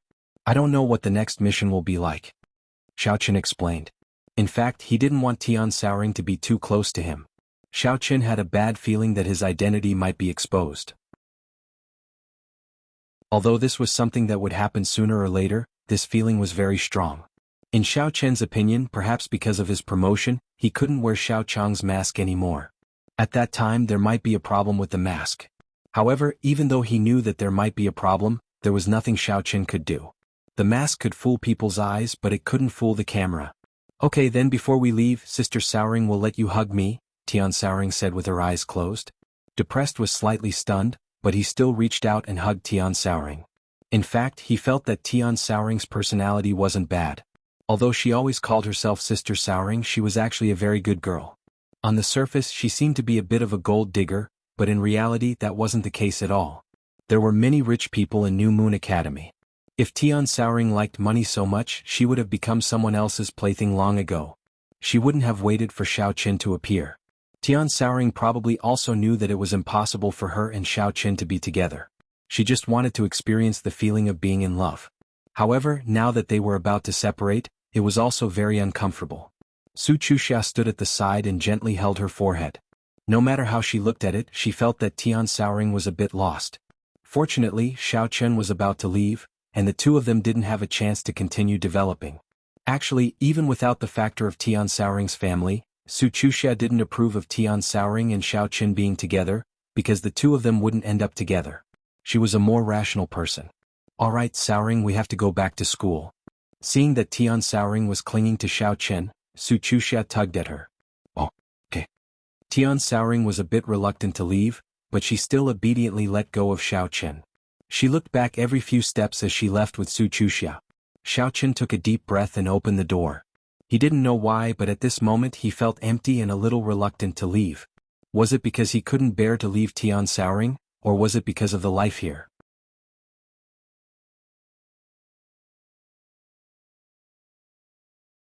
Chapter 596.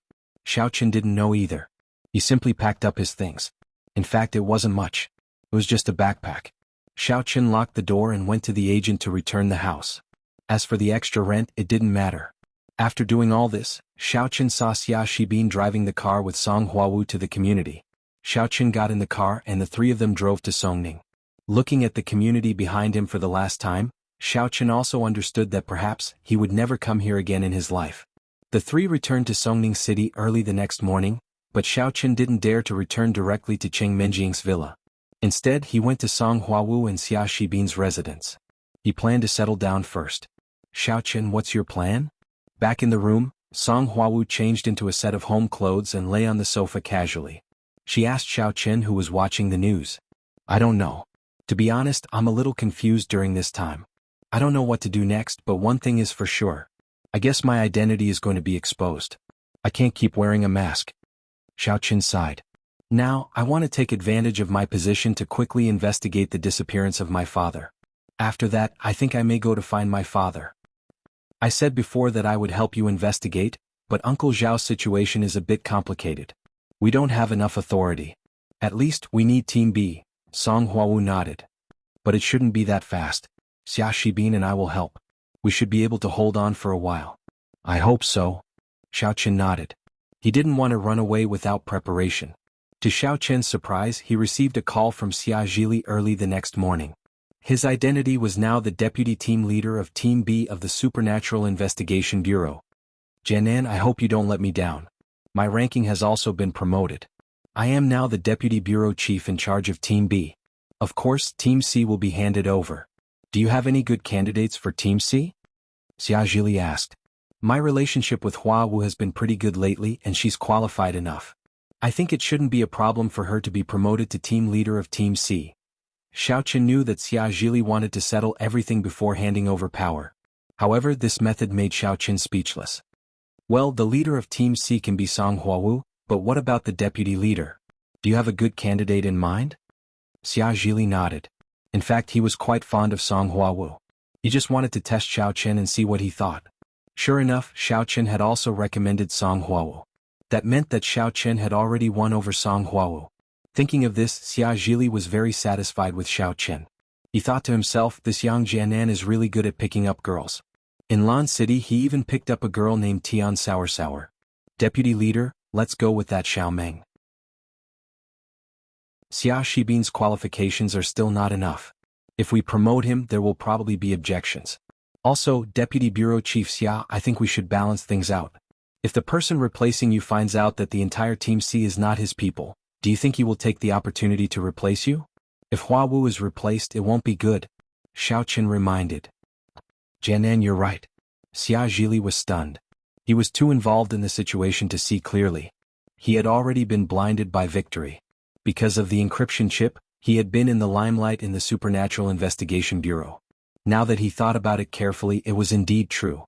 If the Deputy Bureau Chief did not have any control over Team C, he would definitely take the opportunity to cause trouble. On the contrary, if he was given the position of Deputy Leader, he probably would not say anything. After all, Song Huawu was previously the Deputy Leader. Moreover, she was one of the top Deputy Leaders. It was only natural for her to take over the position of leader. There was no problem and he couldn't deny it. Deputy Bureau Chief Xia, please consider it. I was just giving you a suggestion. Xiao Chen said respectfully. And all right. I'll get Xia Shibin to pick up your and Hua Wu's new documents in a while and send them over to you. During this period, have a good rest. There will definitely be a mission after the new year. Xia Zhili said. I understand. Xiao Chen nodded. After hanging up the phone, Xiao Chen told Song Huawu about Xia Zhili's intentions.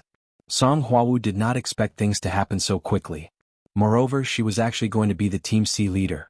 One had to know that there was a huge difference between a team leader and a deputy team leader. If she had the identity of a team leader, perhaps the strength of her words at the previous summit would be different. At noon, Xia Shibin returned with 2 IDs. One was Xiao Chen's and the other was Song Huawu's. It was worth mentioning that, for some unknown reason, Xia Shibin had 2 photos on his IDs. One was of Yang Tan himself, and the other was of Xiao Chang wearing a mask. Moreover, behind Yang Jianan's name, there was also the word Xiao Chang, in parentheses. This was a good thing. Xiao Chen was not in a hurry to take off his mask and continue to pretend to be Xiao Chang. In fact, this was because the credit this time was established by the identity of Xiao Chang. Now, the identity of Xiao Chang was even more famous than the identity of Yang Jianan. When Xia Zhili walked to the Supernatural Investigation Bureau's headquarters and mentioned Yang Jianan, others might not know, but when he mentioned Xiao Chang, everyone knew that he was the great hero who had found the encrypted chip. In the beginning, this was a name used by the Supernatural Investigation Bureau when they announced the commendation. This was because Xiao Chang was written in Dr. Su's thank you letter. Everyone's first impression of him was Xiao Chang. Therefore, Xia Zhili, who was such a pretentious and flamboyant person, of course, would do everything possible to let everyone see his credit. Hence, he directly recorded the identity of Xiao Chang in Yang Jianan's file. This way Xiao Chang would become a real identity. At least there was a file. Xiao Chen looked at his documents and was somewhat surprised. This way all his previous worries were gone. Even if he wore the Xiao Chang mask, others would think that he did not take it off because of the mission. Song Huawu grabbed Xiao Chen's documents and looked at them. When she saw Xiao Chang's photo next to it, she couldn't help but smile. It seems that your identity is confirmed. You don't have to worry about anything in the future. Yes, but so what? Xiao Chen shrugged. At most, it's another identity, but it's not my own identity. Then do you want to date? Song Huawu asked. Date what? Xiao Chen was stunned. Date? Get lost. In the future we'll do missions together. Song Huawu smiled. We're not in the same team anymore. How can we do missions together? Xiao Chen asked. You'll know when the time comes. Although I'm a team leader, I don't think I'll be of much use. Song Huawu shrugged and said, just like what you said just now, I'm already considered to be on your side. That means that I'm on Xia Zhili's side. The new deputy director will probably use a deputy team leader, and I don't have anything to do. It's better to form a team with you. Then find a chance to transfer me to Team B and wait for you to take over as team leader. Gosh, you're thinking too far ahead. It's hard to say if I can do it until then. Xiao Chen sighed. Alright, you stay at home. I'll go out and take a look at the warrior guild. Oh? You're going to investigate your father? Song Huawu immediately guessed Xiao Chen's intention. But on the surface I'm going to see Chen Huanling. He's Yang Tan's father. I have to show my face no matter what, Xiao Chen said. I know the relationship between Yang Tan and Chen Huanling. They don't have a good relationship. Yang Tan doesn't like Chen Huanling. The two of them have a similar cooperative relationship on the surface, Song Huawu explained. And I understand. Xiao Chen nodded and said, I'll go and take a look. Do you need me to accompany you? Song Huawu asked. Even if your relationship with me has eased, it's not good for you to always be by my side. This isn't your personality. Xiao Chen quickly refused. I'm afraid that someone will suspect something. This has always been my character. Song Huawu smiled and said, let me tell you, I'm actually very clingy. I didn't have anyone to be clingy before, but now I like to be clingy to you. Xiao Chen looked at Song Huawu. He didn't know whether she was telling the truth or not. I'm just doing missions with you to get experience. I'll be promoted quickly. Maybe in a few years I'll be Deputy Director Song. Even if something happens to you, I can cover you secretly. Song Huawu said proudly. Well, that's what you mean. Then I'm leaving. Xiao Chen smiled bitterly and went out the door. Walking on the streets of Songning City again, Xiao Chen had a feeling that it was a lifetime ago. It hadn't been long since he left, but in his memory, it seemed to be too long. Thinking of himself and Tang Tang selling breakfast on the morning market street, Xiao Chen was filled with emotions for a while. I don't know how Kerlin is doing. Will she be in trouble again? Xiao Chen wasn't worried about others, but Kerlin seemed to be particularly unlucky and liked to be in trouble. It was already the end of the new year, and the streets of Songning City were bustling. When passing by the morning market street, Xiao Chen got out of the car and walked into the morning market street. At this time there were people coming and going. There were many stalls selling New Year's goods. Most of the vendors who usually sold other things temporarily changed their business to sell New Year's goods. There was a New Year's atmosphere here. Xiao Chen couldn't help but think of the Xiao family's New Year's situation. How did the Xiao family spend it every year? Xiao Chen thought about it. Perhaps in his memory, the New Year's of the Xiao family stayed at the time when he was young. At that time his father was still alive and had not disappeared. Every year at the end of the new year, his father would take him and Xiao Xiao out to buy New Year's goods and firecrackers. At that time, although Xiao Chen also exercised every day, he didn't have as many worries as when he grew up. Xiao Xiao didn't neglect him either. She still stuck to him and followed him just like Song Huawu now. So, Xiao Chen thought that Song Huawu was an orphan since childhood and had a brother complex. She felt like a big brother looking after her and she liked this feeling.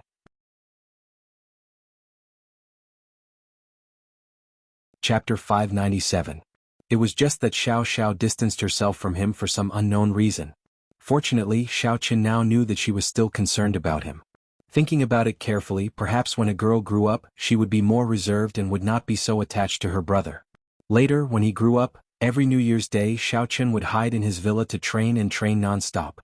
It seemed that every New Year's Day was no different from usual. It had been a long time since he had a proper New Year's Day. Thinking about it, Xiaochen felt a little regretful. He had missed too many opportunities to reunite with his family. Unknowingly, he walked to the front of Kerlin's stall. Indeed, Kerlin's family had also begun to sell New Year's goods. There were some homemade frozen dumplings, sticky bean buns, etc. However, the noodle business was still open. A bowl of noodle. Xiaochen looked at Kerlin's busy figure and heaved a sigh of relief. It seemed that she was fine. Very soon the noodle was served. When Kerlin was serving it, she looked at Xiaochang with some doubt. This person's back was somewhat familiar, but she did not know him from his appearance. Just as she was feeling puzzled, someone called her for noodles again. She turned around and continued to busy herself without thinking much about it. After finishing the noodles, Xiaochen put down the money and said something to Lin Ke before turning around to leave. However, Lin Ke was slightly startled when she saw the money on the table and said, "Sir, there's $1 missing." Xiaochen was also slightly stunned. He remembered the price of the noodle and gave the exact amount. How could it be missing 1 yuan? He could not help but turn his head to look. "All right. The price of our noodle increased half a month ago because the price of some ingredients increased," Kerlin explained. "Is that so? It's okay." Xiaochen took out the money from his pocket again. However, he did not have any change. It was all 100 yuan. After Kerlin saw it, she waved her hand and said, "If you don't have it, then forget it. I won't accept it this time." "All right, I'll give it to you next time." Xiaochen smiled and was about to turn around to leave when he was stopped by Kerlin. "Wait," Kerlin suddenly said. Xiaochen turned around and looked at Kerlin in confusion, not knowing what she was going to do.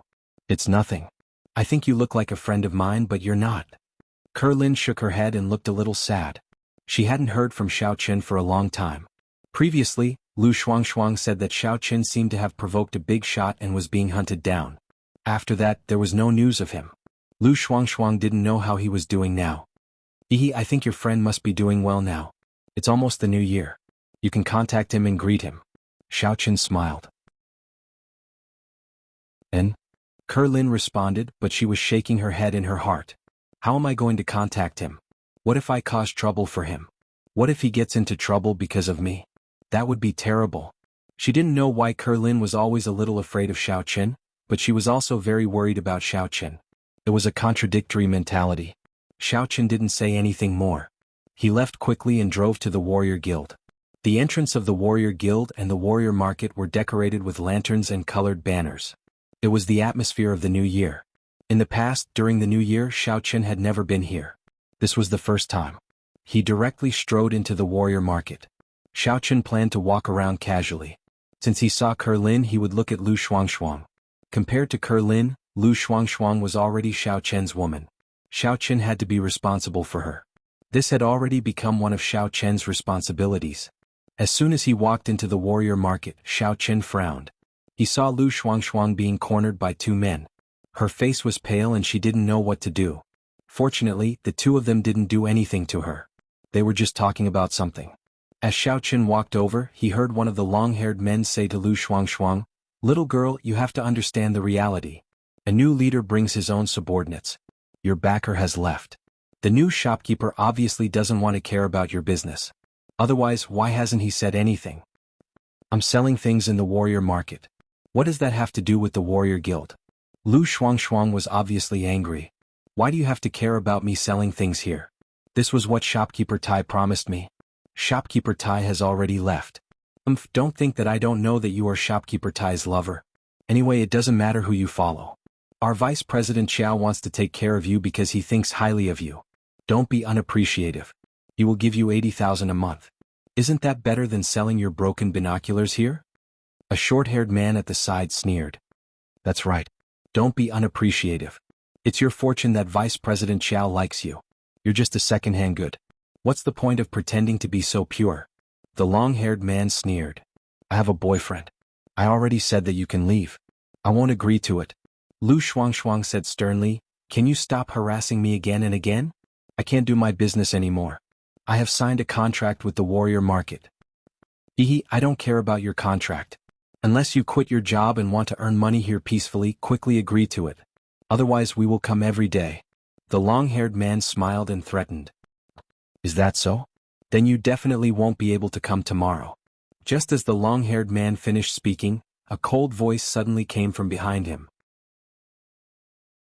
The long-haired man turned around and felt that his hair was grabbed by someone. The person who grabbed him was naturally Xiao Qin. Xiao Qin was already furious. What the hell is going on? Where did this Vice President Xiao come from? Moreover, it sounded like the shopkeeper of Songning Warrior Market had changed. Wasn't it Taimu? Could it be that there was a problem on Hongzhu's side? Otherwise, why would the shopkeeper of the Warrior Market be changed? But in any case, Xiao Qin was already angry. He couldn't care so much. Anyway, he was Yang Tan now. If something happened, it would be this idiot identity who would take the blame. It had nothing to do with him. Whoosh, the long-haired man was directly lifted by Xiao Qin. In the sky, he was like the propeller of a helicopter, constantly spinning in the air. Ah, what are you doing? Put me down. The long-haired man's scalp was a little numb. Seeing that his hair was about to be separated, his tears almost fell. He couldn't help but shout, "Who are you? How dare you touch me? Don't you know that I am Vice President Xiao's subordinate? Who are you?" The short-haired man also looked at the person who suddenly made a move in shock. He was somewhat puzzled. Logically speaking, although there were many warriors in the warrior market, no one would casually stand up for others. He and Longhair had been forcing Lu Shuangshuang here for a long time, but no one dared to stand up for a just cause. What was going on today? Xiao Qin ignored him and continued to rotate the long-haired man called Longhair. At this moment a voice sounded, "How dare you? Who dares to cause trouble in the territory of the warrior guild and the warrior market? Do you want to publicly become enemies with our two major forces?" Seeing the owner of the voice appear, Xiao Qin smiled slightly. Sure enough, the person in question had appeared. Xiao Qin naturally didn't care about these small fries. He was looking for the person behind the scenes. However, with one look, Xiao Qin was a little surprised. Wasn't this Zhao En's? Wasn't this guy a deacon of the Warrior Guild's law enforcement hall? How did he become the vice president of the Warrior Guild? So, Vice President Xiao was referring to him. It seemed that this kid's family was quite capable. Xiao Qin directly swung his hand, and the long hair flew out, smashing directly in Xiao En's direction. Xiao En's was shocked and he could not dodge in time and was hit head-on. Xiao En's was only a warrior at the peak of Stage 8 inner force. How could he be compared to Xiao Qin, a cultivator who was about to reach Stage 10 Qi refinement stage? Bang! Xiao En's head was smashed and he directly fell to the ground. He was dizzy and saw stars. He was so angry that he shouted, "Who are you? How dare you make a move here?" Xiao Qin coldly snorted and took 2 steps forward. He pointed at Lu Shuangshuang and said, "I like this girl. If you dare to touch her, I will kill you." Ha!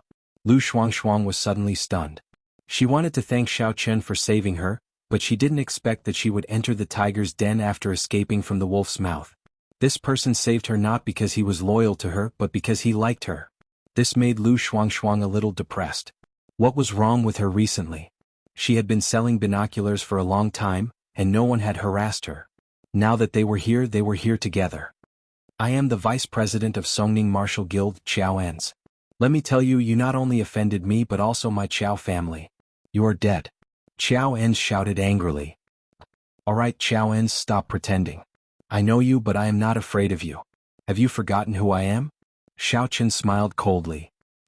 You know me? Then who are you?" Xiao En's was stunned and became a little cautious. This person obviously had the strength of a martial master. If it wasn't for this fear, he wouldn't just say some arrogant words. He would have already taken action. "This is my ID. Take a look at it yourself." As Xiao Qin said this, he handed the ID to Xiao En's. When Xiao En's saw the cover of the ID, he knew something was wrong. He used to be in the law enforcement hall and had more contact with the Supernatural Investigation Bureau. Therefore, he could tell at a glance that the cover of the ID was from the Supernatural Investigation Bureau.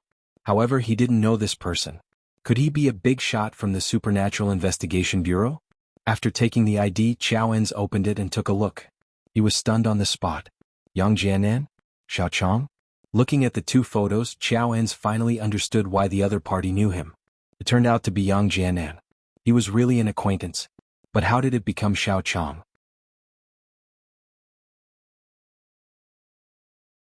Chapter 598. Could it be their internal mission identity? But even if it was Yang Jianan, he didn't have to be so arrogant, right? I used to please him a lot.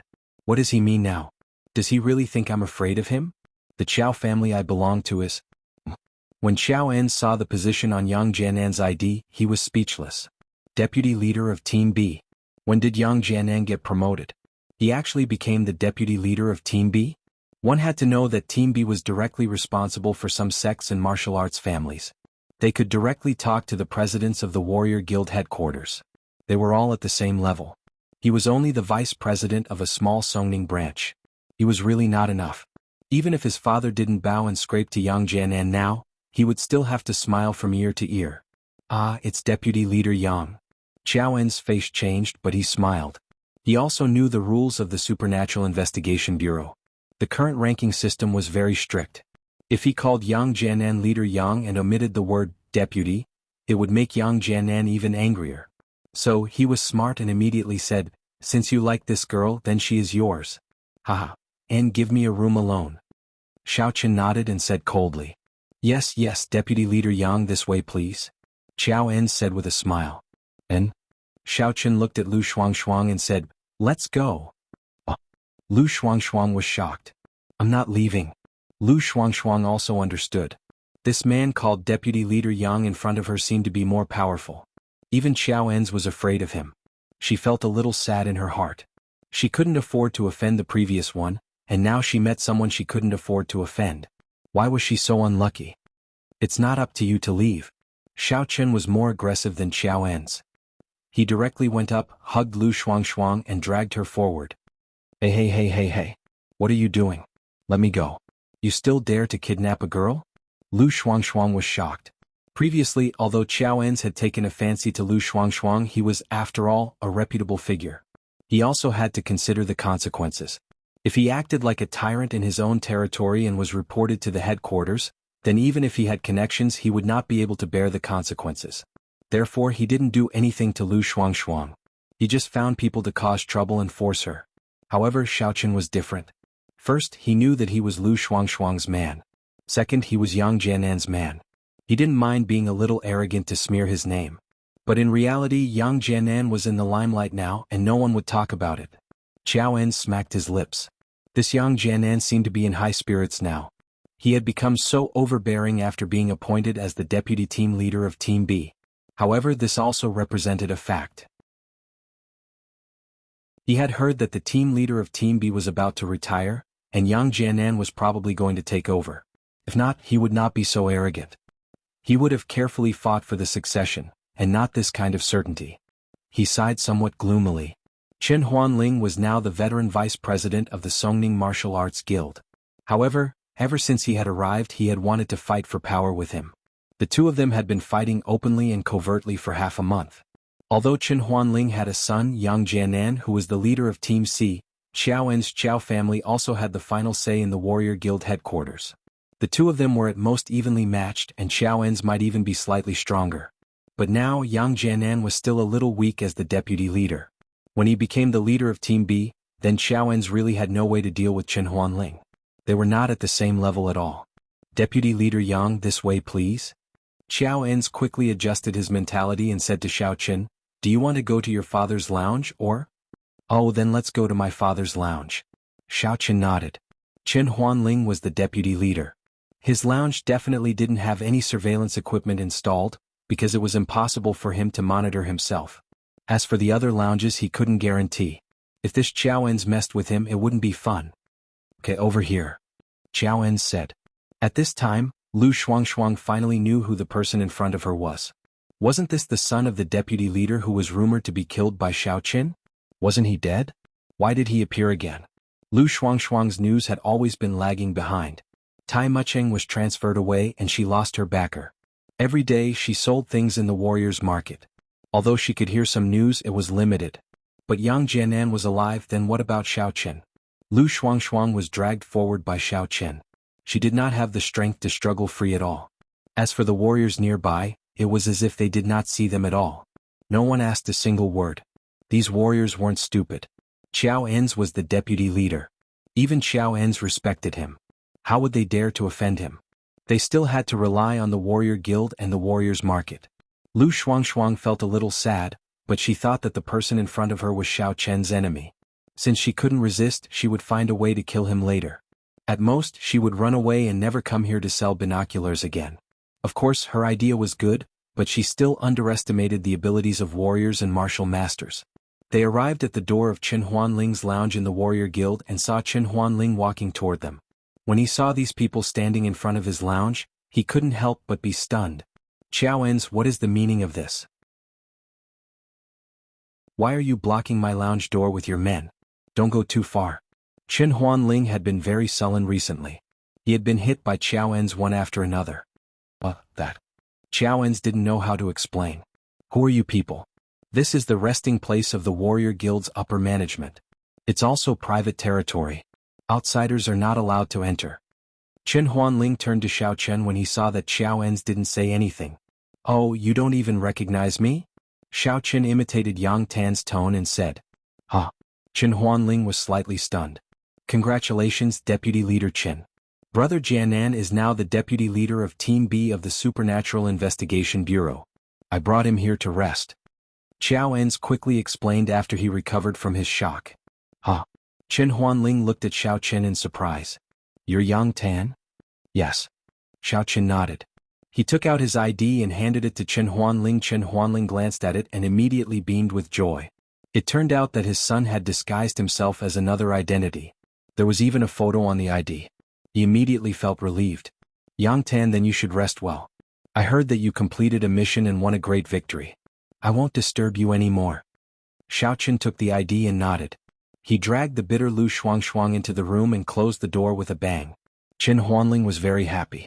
Even though Yang Tan was still indifferent to him, he was still a member of the Chen family. Xiao En's attitude had obviously changed a lot, and it must be because of Yang Tan's face.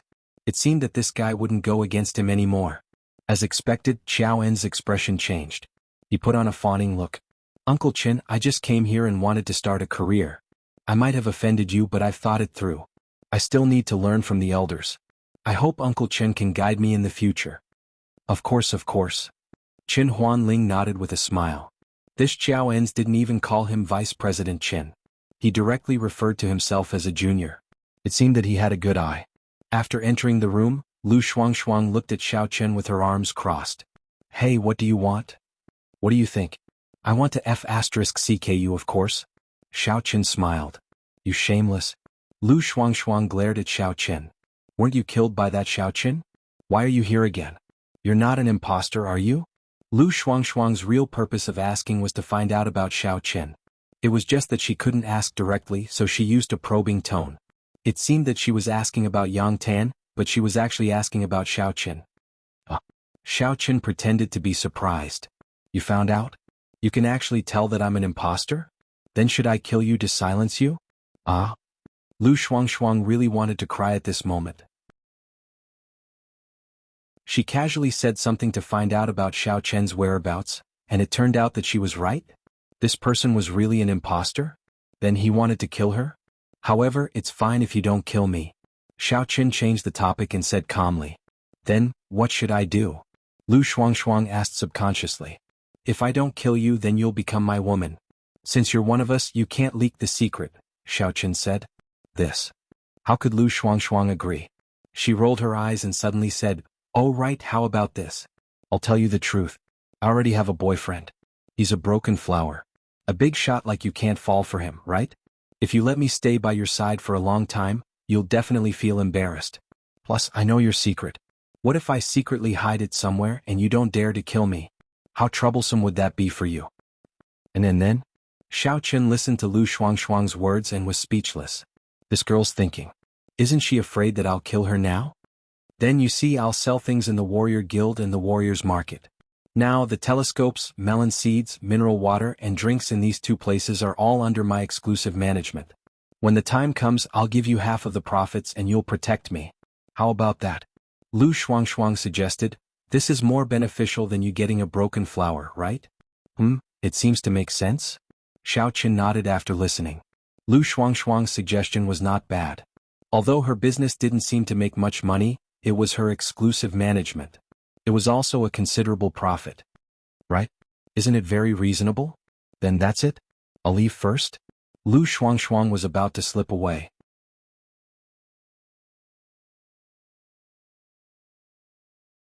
Chapter 599. Stop right there. Xiaoqin pulled her back and said, however, I still feel that I can't let you go. Moreover, I don't care about a broken woman. Really? Lu Shuangshuang saw that her words were useless. She was a little frustrated. I'll tell you the truth. Actually, I have AIDS. F***ck really? Asked Xiaoqin. Of course it's true. Lu Shuangshuang said pitifully, that's right. My boyfriend isn't very decent. He has a few women outside. He accidentally infected me. My life is so hard. I have to sell binoculars every day just to raise enough money for medical expenses. I see. That's such a coincidence. I should also have AIDS. That's just right. Xiaoqin thought about it and said. Lu Shuangshuang was stunned. She subconsciously took 2 steps back. She looked at Xiaoqin in horror and said, really? Of course it's true. Xiaoqin nodded with some depression and said, yeah, I pretended to be someone else's boyfriend. In the end, I accidentally made it real. In the end, my girlfriend seems to have AIDS. She accidentally infected me. I have such a hard life. I pretend to be Yang Jianan every day to earn some money to pay for medical expenses. Ah? Lu Shuangshuang looked at Xiaoqin with some surprise. She felt a little strange. She looked at Xiaoqin from head to toe and then looked at Xiaoqin's face. Yeah, Shuangshuang, you really made me die. Why didn't you tell me earlier that you have AIDS? Xiaoqin said, depressed. Lu Shuangshuang's originally tense nerves suddenly relaxed. She rushed up and hugged Xiaoqin. Aya, why are you so annoying? You scared me. I thought you were really Yang Jianan. I don't have AIDS. It was my first time with you. There are many ways to transmit this. Injuries, selling blood, and so on, said Xiaoqin.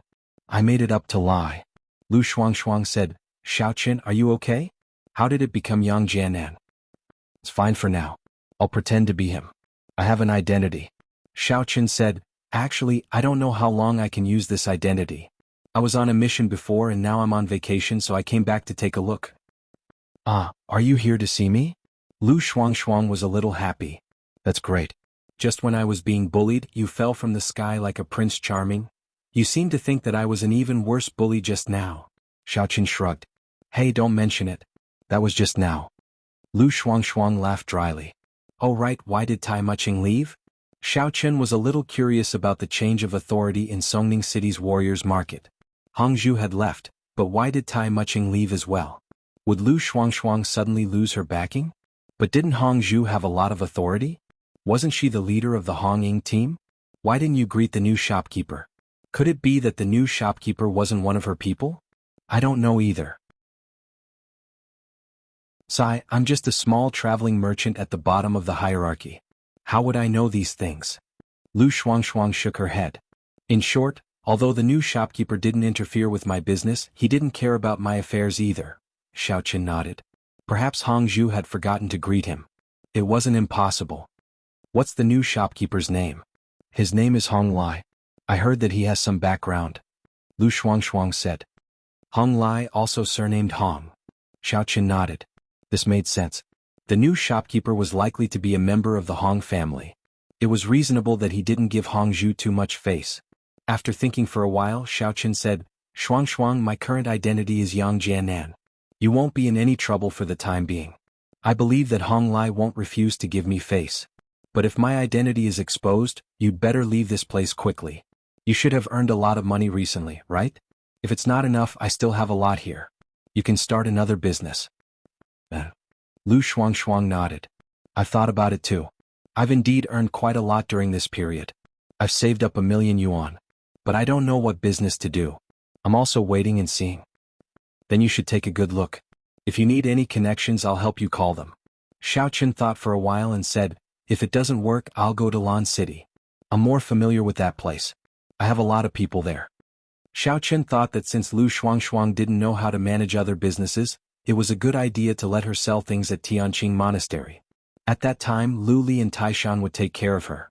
It was much more reliable than here. Those two fellows were both in Little Demon's disciples and grand disciples, so they didn't dare to cause any trouble. Lu Shuangshuang nodded readily. Is your grandmother's illness better? Xiaoqin asked. Much better. She's almost fine. Thank you for your help. Lu Shuangshuang was a little happy when she mentioned her grandmother. Otherwise, I wouldn't be able to save so much money. I don't have to pay so much for medical expenses.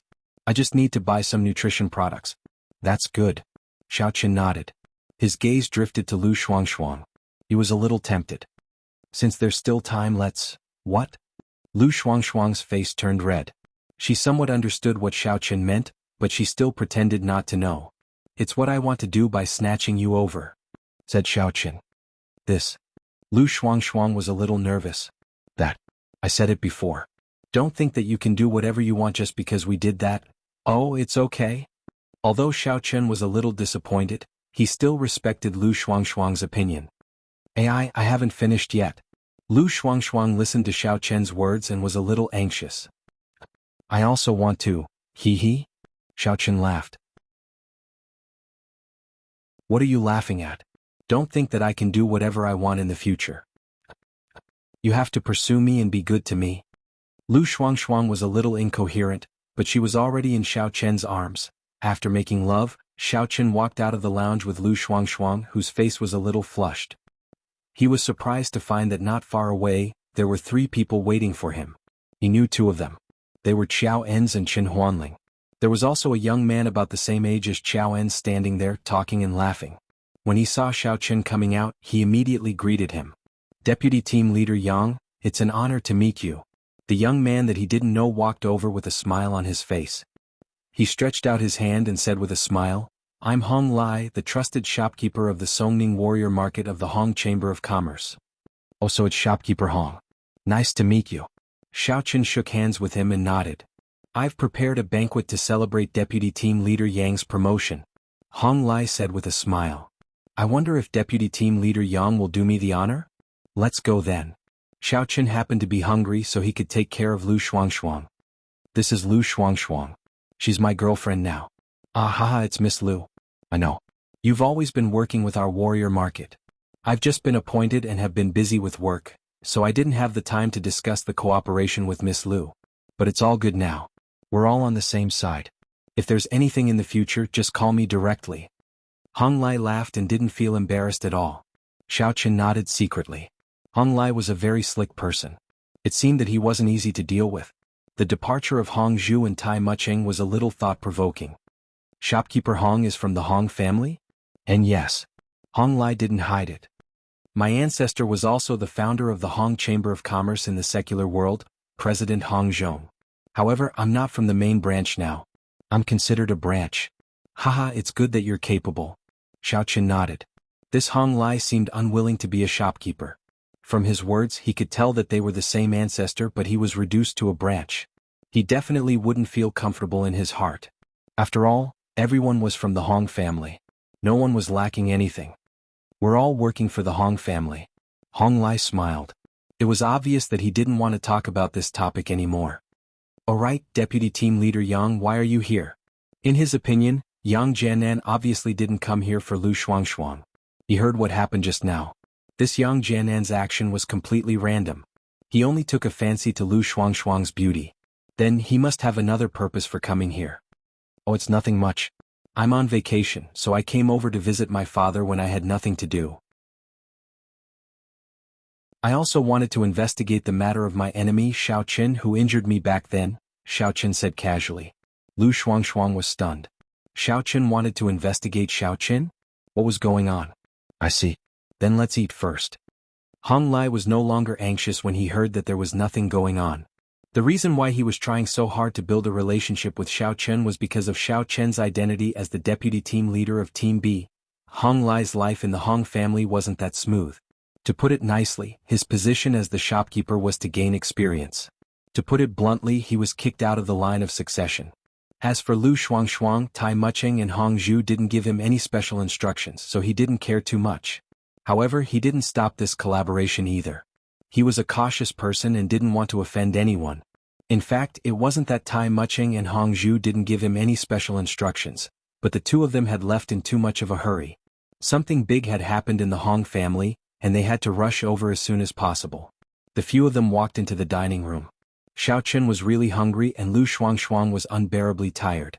She didn't understand why Xiao Chen didn't look for other girlfriends recently. Otherwise, how could he be so troublesome? And she guessed it right. Xiao Chen had been in Lan City all this time, so who could he be troublesome with? Moreover, Song Huawu seduced him every day, making him very helpless. Hence, Lu Shuangshuang suffered.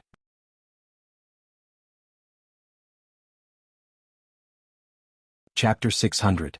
During the banquet, Hong Lai was extremely fawning over Xiao Chen. From his words, it seemed that he wanted to get Yang Jianan's support. However, Xiao Chen was just feigning civility. If he was on good terms with Hong Zhu, how could he be on good terms with Hong Lai? Moreover, Hong Lai was obviously very ambitious. As for Qin Huanling, Xiao Chen could also see that he was both afraid and happy about Yang Jianan's identity. He probably wanted to borrow his strength, but it was obvious that the relationship between father and son was not very good. After eating and drinking to his heart's content, Xiao Chen waved his hand and said, "Bring me all the information you have on Xiao Chen. I want to take a good look. This brat almost killed me before. I need to understand him. Only by knowing yourself and your enemy can you win every battle. What if this brat attacks me again?" "You're right." Qin Huanling naturally hated Xiao Chen. He also didn't want Xiao Chen to launch a sneak attack on Yang Jianan. If Yang Jianan was finished, the Qin family would also be finished. Hong Lai and Xiao Ens were also very fawning over Xiao Chen, so they naturally wouldn't stop him. Especially since Xiao Ens also hated Xiao Chen to the core. Therefore, with these few big shots joining hands to make the final decision, those top-secret information that could only be accessed by outsiders after an application from the higher-ups were all brought out. Xiao Chen sat in the conference room looking at the mountain of files. He felt a headache coming on, but he couldn't tell the others that he was actually looking for information on his father, Xiao Feng. He could only hint to Lu Shuangshuang and ask her to help him look through the files. If she saw any information on Xiao Feng, she should immediately give it to him. After sending the others away, Xiao Chen went back to the conference room and looked through the files. "So your parents also disappeared. I thought I was the only pitiful person living with my grandmother." Lu Shuangshuang sighed while looking. "Well, it's not really pitiful. I'm still luckier than you because the Xiao family treated me very well. Even now they still miss me." Xiao Chen said, "By the way, what about your parents?" "My parents divorced when I was very young. My father was a gambling addict and lived in the countryside. My grandmother didn't recognize him anymore. My mother saw him like this and ran away with someone else, leaving my brother and me at my grandmother's place." Lu Shuangshuang sighed. "You have a brother?" Xiao Chen was slightly surprised. "Yes, my brother is in middle school. He lives on campus and rarely goes home." Lu Shuangshuang said, "But I'm doing quite well now. I met you, but don't despise me. Although I'm not from a good family, I'm not bad looking. You can't throw me away after a few times." "How could that be? Didn't we agree?" Xiao Chen realized that Lu Shuangshuang was a girl who lacked a sense of security. Perhaps it had something to do with her being abandoned by her parents when she was young. Parents were the people a child trusted the most. If they abandoned the child, who would the child trust in the future? Lu Shuangshuang was afraid that Xiao Chen wouldn't want her. She wasn't worried for nothing. "All right, but I have to keep you fresh. I can't just agree when you want me," Lu Shuangshuang said. "Hee hee." Xiao Chen laughed. There were a lot of dossiers and many of them were related to the Xiao clan. For every big clan, the Martial Artist Guild and the Martial Artist City Square had dossiers, and there were quite a few of them. Xiao Chen, in the files you're described as a super useless person. Your fiancé doesn't like you. You didn't get any response when you tried to pursue the goddess. You were bullied by your followers. You can't even cultivate. Why are you so useless?" Lu Shuangshuang was shocked. Xiao Chen's face darkened. "What do you think?" "I think it's fake that you can't cultivate because you're hiding your strength. But your fiancé doesn't like you, right? You didn't even get the goddess, right?" Lu Shuangshuang laughed sarcastically. "Who said that? Didn't you see Qing Menjing the other day?" "She's very close to me," Xiao Chen said. "And Shinjing Xian. Didn't she say her boyfriend is White Fox?" Then these people from the Warrior Guild are all blind," Lu Shuangshuang said. After reading for a while, Lu Shuangshuang suddenly widened her eyes and exclaimed, Xiao Chen, you made a comeback? This is White Fox's file. How did you suddenly make a comeback after being chased out of the family? I feel so good. It's like I'm reading a novel." Xiao Chen was a little speechless. Lu Shuangshuang was so flustered. If he had known this would happen, he would not have let her read it. Moreover, the pile of dossiers she was reading seemed to be about him. She had basically given up all his privacy to her. I can't take it anymore. I suddenly find myself admiring you. Hey Xiao Qin, I want to do it with you again. Lu Shuangshuang put down the file and leaned towards Xiao Qin. Stop fooling around. This is the conference room. Xiao Qin suppressed the impulse in his heart and continued to read the file in his hand. This was because this file contained some of the trial missions that his father had accepted. He didn't have the mood to do those things now. In the movies, there are not often bosses and secretaries in the conference room. Although Lu Shuangshuang was a little disappointed, she was very happy. It seems that you're not an animal that thinks with the lower half of your body. Not bad. Xiao Qin continued to read the file in his hand, and Lu Shuangshuang continued to read too. Looking at the missions that his father and second uncle had done, Xiao Qin was suddenly filled with emotions. Many of the missions, other than earning money, were to find some treasures that could help ordinary people embark on the path of martial arts cultivation faster.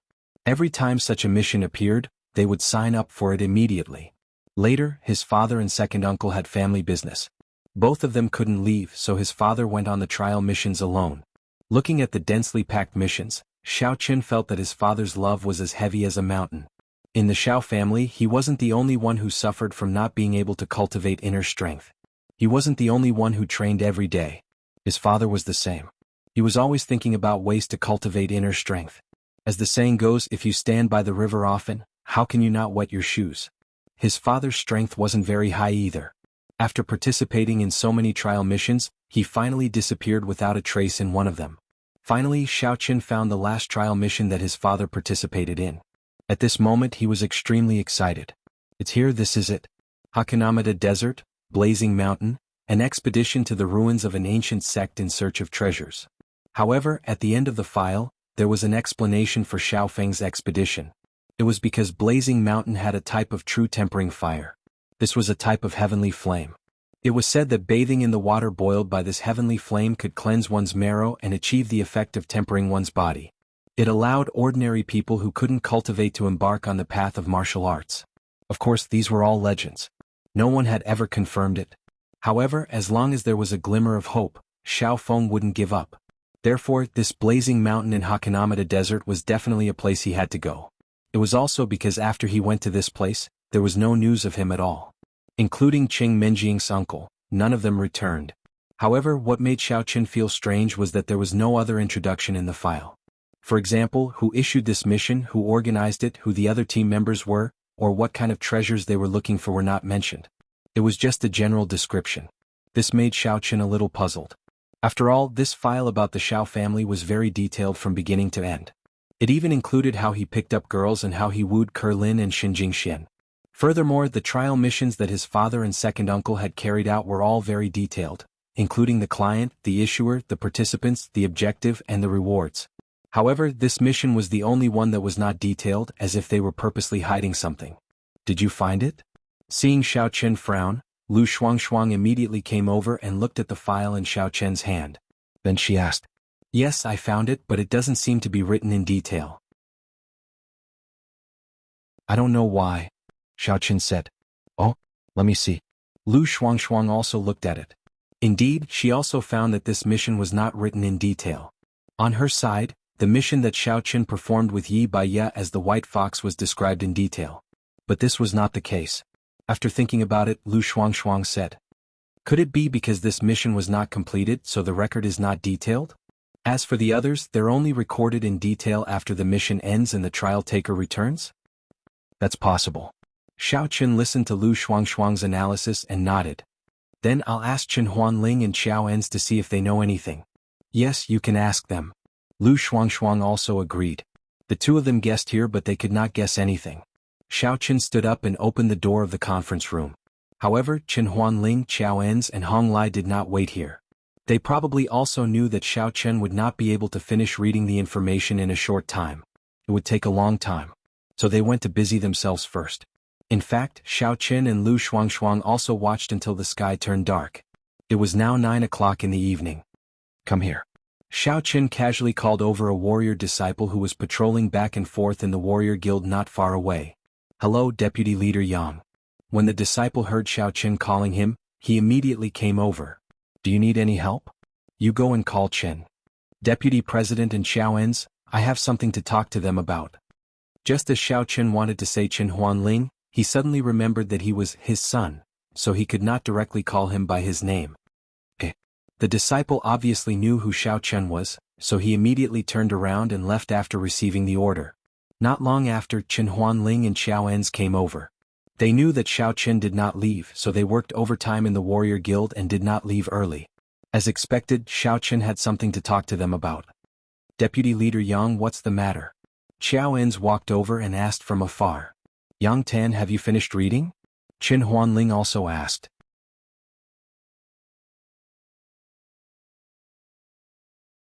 Chapter 601. I'm almost done, but there's one thing I'm more interested in. Come and help me take a look. Xiao Chen said. Oh? What's the matter? Xiao Enz and Chen Huanling walked into the conference room together. Take a look at this file. As Xiao Chen spoke, he passed the file in his hand to Xiao Enz and Chen Huanling, then said, I want to know where Xiao Chen's father, Xiao Feng, ran off to. Chen Huanling and Xiao Enz took the file and read it. Chen Huanling knew that Xiao Chen's father, Xiao Feng, was from a big family in Songning, so it was impossible for him not to know. However, he only heard that Xiao Feng went on a mission and then disappeared, so he didn't pay much attention to it. Now that he carefully read the file, he understood what was going on. Xiao Enz had never heard of it. He didn't even know Xiao Feng before, so he didn't care about the affairs of the Xiao family. He only had Xiao Chen as an enemy. Now that he finished reading the file, he was also confused. Didn't it say?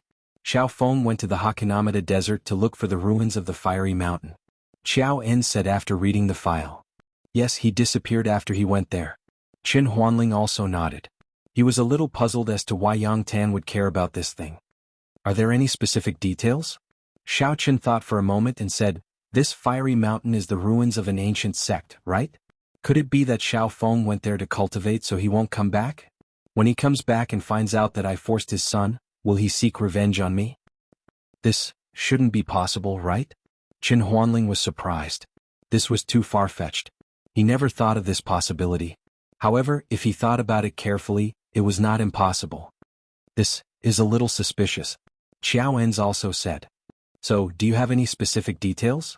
Xiao Chen asked. Well, I wasn't elected as the vice president of the warrior guild at that time, so I didn't know anything about it. Chen Huanling said.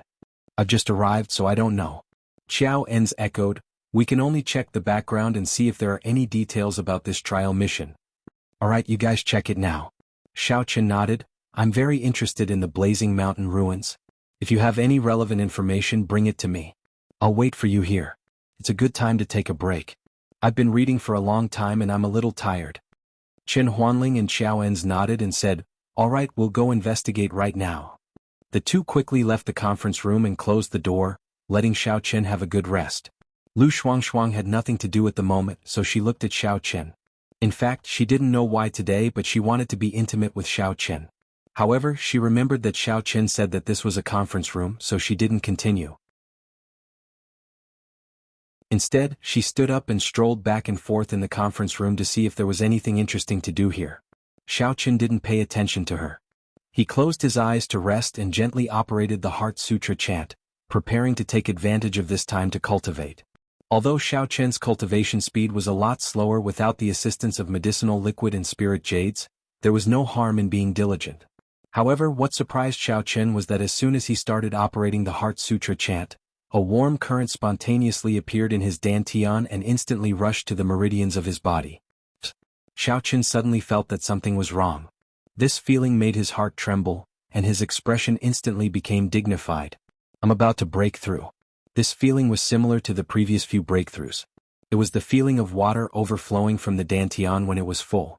However, this breakthrough came without any warning. Just a moment ago, Xiao Chen didn't feel anything, but as soon as he started operating the Heart Sutra chant, it happened. However, Xiao Chen didn't think too much about it.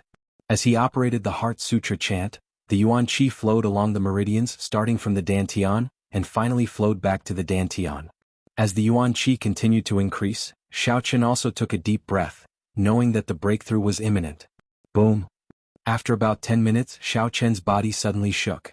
The meridians in his body also felt like they were broken, bringing with it a tearing pain and a strong burning sensation. Xiao Chen knew that he had finally broken through again. However, at this moment the clothes on his body were also torn and burned, and Xiao Chen's body also felt a cold breeze. This kind of breakthrough method of destroying clothes made Xiao Chen a little surprised. This was because this had happened many times before, but this time, when Xiao Chen broke through to the 10th level of the Qi refinement realm, it happened again. Could it be because the 10th level of the Qi refinement realm was a big realm? Or was it because of other reasons? Of course, this sudden breakthrough also made Xiao Chen a little surprised. He also didn't expect that he would break through in the conference room of the Warrior Guild. Lu Shuangshuang was looking around when she suddenly heard some noise behind her. When she turned around, she was immediately stunned. Xiao Chen was actually sitting on the sofa naked. What kind of situation is this? Could it be that Xiao Chen missed me, but because he rejected me before, he was too embarrassed to say it, so he used his actions to express it? Thinking of this, Lu Shuangshuang felt a burst of joy in her heart. She ran over, locked the conference room door, and instantly took off all her clothes. Then she jumped on the sofa and pounced on Xiao Chen. "Hey, what are you doing?" Xiao Chen was stunned. He was immersed in the joy and surprise of breaking through when suddenly he saw a naked body approaching him. He didn't have to think to know that it was Lu Shuangshuang. "If you miss me, just say it. You even took off your clothes to hint to me," Lu Shuangshuang said. "Ah." Only then did Xiao Chen remember that his clothes were all destroyed, but he really didn't mean that. However, since he had just broken through to the 10th level of the Qi refinement realm, he was in a very good mood. When Lu Shuangshuang approached him, he was just very puzzled. This Lu Shuangshuang was really strong today. Just now in the lounge, it was also her first time, right? Why was she so crazy? However, he was thinking in his heart, could it be related to the time when he was in the lounge with Lu Shuangshuang, so she broke through? It has something to do with it. I said it last time, but it only worked for the first few times. After that, there was no effect. Elder Heaven Ancestor's voice sounded in Xiao Chen's ear. Primordial Yin is also a kind of primordial energy. It is very pure. When it enters your body, you can naturally take the opportunity to break through, but after that, there is no effect. Then will she wither and die? Xiao Chen was stunned and quickly asked. She is different from Xin Jingxian, so naturally she won't, Elder Heaven Ancestor said, but if it happens too many times, it will not be good for her. She will age easily. There is such a problem? Xiao Chen was shocked. He had now regarded Lu Shuangshuang as his woman. If something happened to Lu Shuangshuang, he would naturally be worried. Although he could not say that he had fallen in love with Lu Shuangshuang completely, he certainly had some feelings for her. Naturally, Xiao Chen could not ignore Lu Shuangshuang and only care about his own pleasure. It is inevitable. You are a cultivator, so your Taoist companion must be a cultivator too. You must find a female cultivator to make progress together. You need to find a mental cultivation method that she can practice with you. Only in this way can you make progress together. However, such mental cultivation methods are only available in some sects that practice dual cultivation. I don't have any of them either, Elder Heaven Ancestor explained. Fine. Xiao Chen suddenly felt a bit depressed. Then would Tang Tang be the same as Lu Shuangshuang? In that case, Miss Su and Jean Beibei would pass out. What am I thinking? What does it have to do with them? After they had been fooling around for a while, someone knocked on the door of the meeting room. Lu Shuangshuang was startled and hurried to get up. She was about to put on her clothes, but Xiao Chen dragged her back. It is useless even if you put on your clothes. I haven't put them on yet. Where are your clothes? Lu Shuangshuang was dazed. They are all torn. Xiao Chen smiled bitterly. Then you are truly crazy. Even if you are in a hurry, you don't have to do this, do you? You tore your clothes into pieces? Lu Shuangshuang was somewhat surprised. That's not it. Xiao Chen said to the door of the meeting room, prepare a set of clothes for me. My clothes are all torn. Outside the door, Chen Huanling and Xiao Enz were dazed. They looked at each other and smiled bitterly. They had guessed what was going on. They thought to themselves that Yang Jianan was truly a playboy. His clothes were all torn. However, they did not say anything. Xiao Enz nodded and gave all the files to Chen Huanling. Then he ran out to buy some clothes. Seizing the opportunity, Xiao Chen talked to Lu Shuangshuang for a while longer before he asked her to put on her clothes. Right, you don't need to take your medicine today? Should I ask them to buy some? An important question suddenly occurred to Xiao Chen. Today is a safe period. You don't need to take it, Lu Shuangshuang said. I have condoms in my bag. Otherwise, I would have let you use them long ago. Oh, Xiao Chen said. Lu Shuangshuang was really thoughtful. You carry these things with you every day? Wait for me to come back? How is that possible? Lu Shuangshuang rolled her eyes at Xiao Qin. As if I'm that thirsty. I now run all kinds of small stores in the warrior guild. Of course I sell these. Some warriors like to bring their lovers to the nearby jungle to have sex. Then I sell them at a high price. You really know how to make money. You have the medicine too? Xiao Qin asked. Yes, haha. I got the idea last time at the resort. Then I bought some goods and sold them to people who need them. Lu Shuangshuang laughed. You don't know, but it's very profitable. Otherwise, how could I earn more than 1 million so quickly? Okay. Xiao Qin waited for Lu Shuangshuang to put on her clothes. Then he asked her to help him get some clothes outside. Although Xiao Qin was a man, he did not want Chen Huanling and Lu Shuangshuang to see him. If they found out that he was not Yang Jianan, it would be troublesome.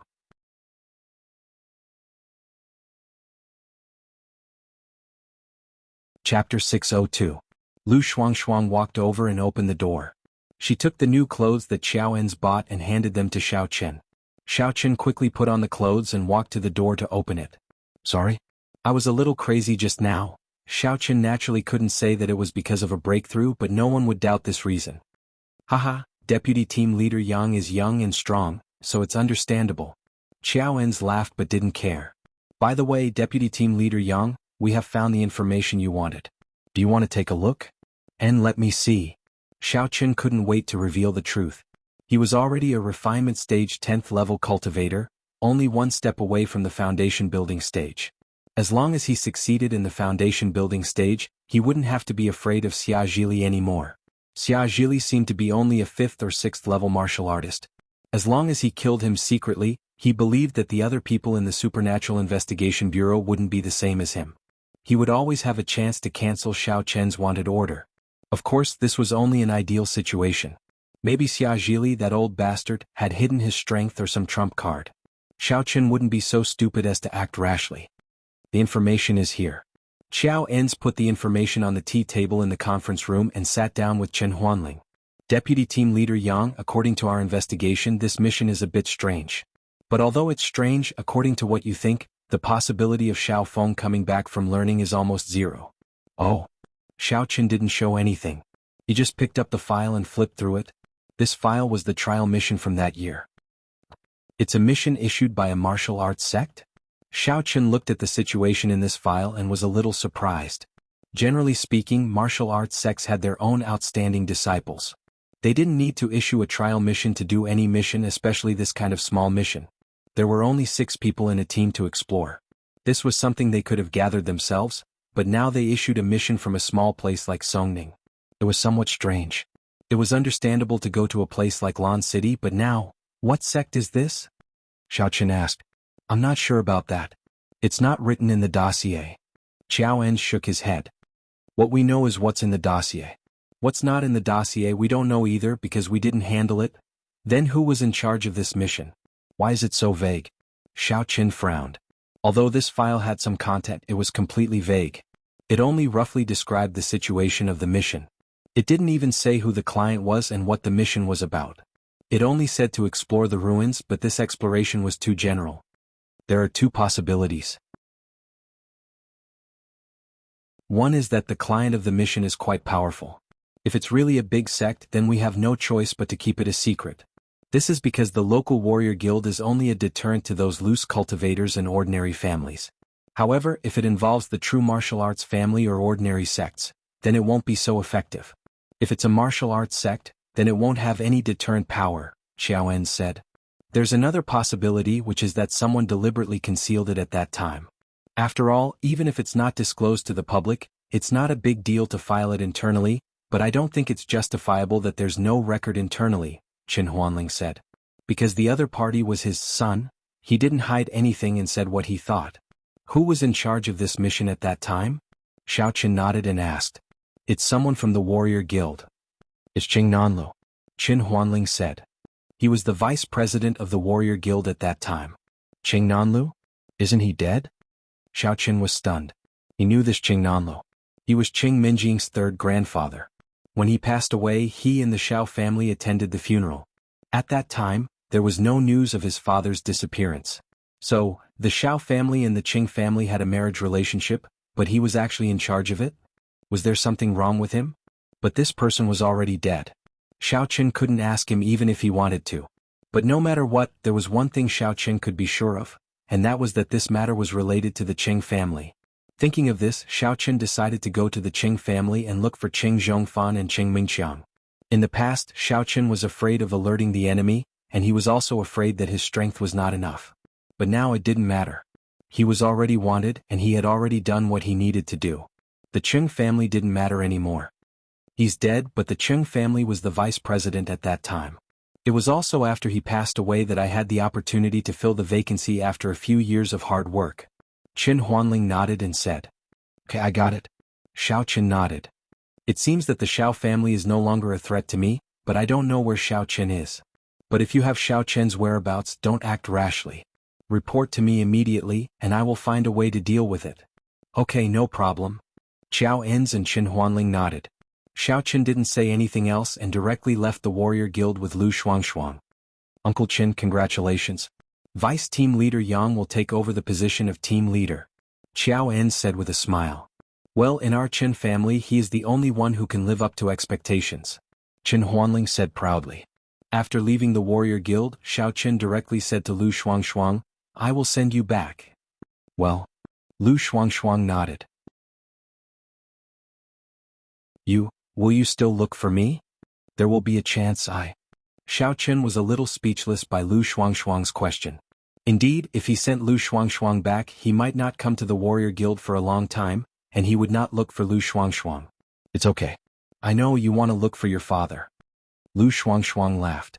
"Besides, don't think that I want to do that with you. I won't.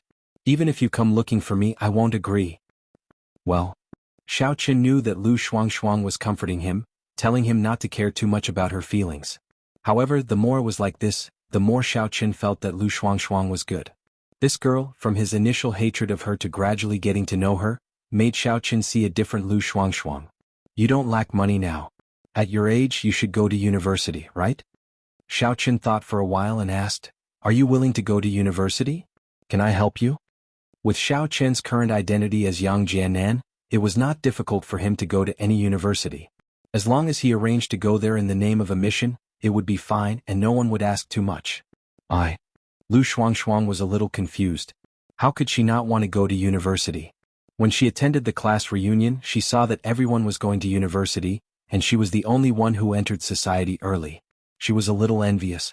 However, she didn't dare to go to school now because it was too far away from her. She had long forgotten the things in the books. Even if she went, she didn't know if she could keep up, and she didn't know if her mentality could return to her school days. "Let me think about it." Lu Shuangshuang didn't agree immediately. She wanted to go, but she was a little worried that she would not fit in.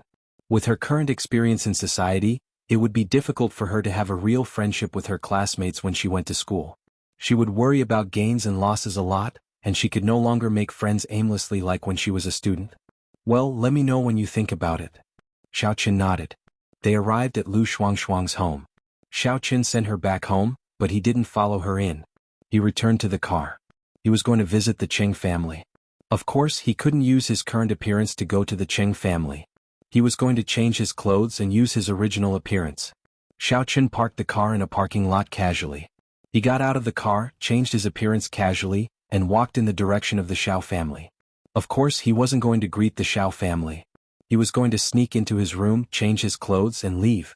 What he was going to do tonight would probably make the Qing family furious the next day. At that time he would go to the Xiao family to find them. It would be bad if they knew that he was back. Although he was strong now, the Xiao family wasn't. With his current identity as a wanted criminal, he had no way to deter others to protect the Xiao family.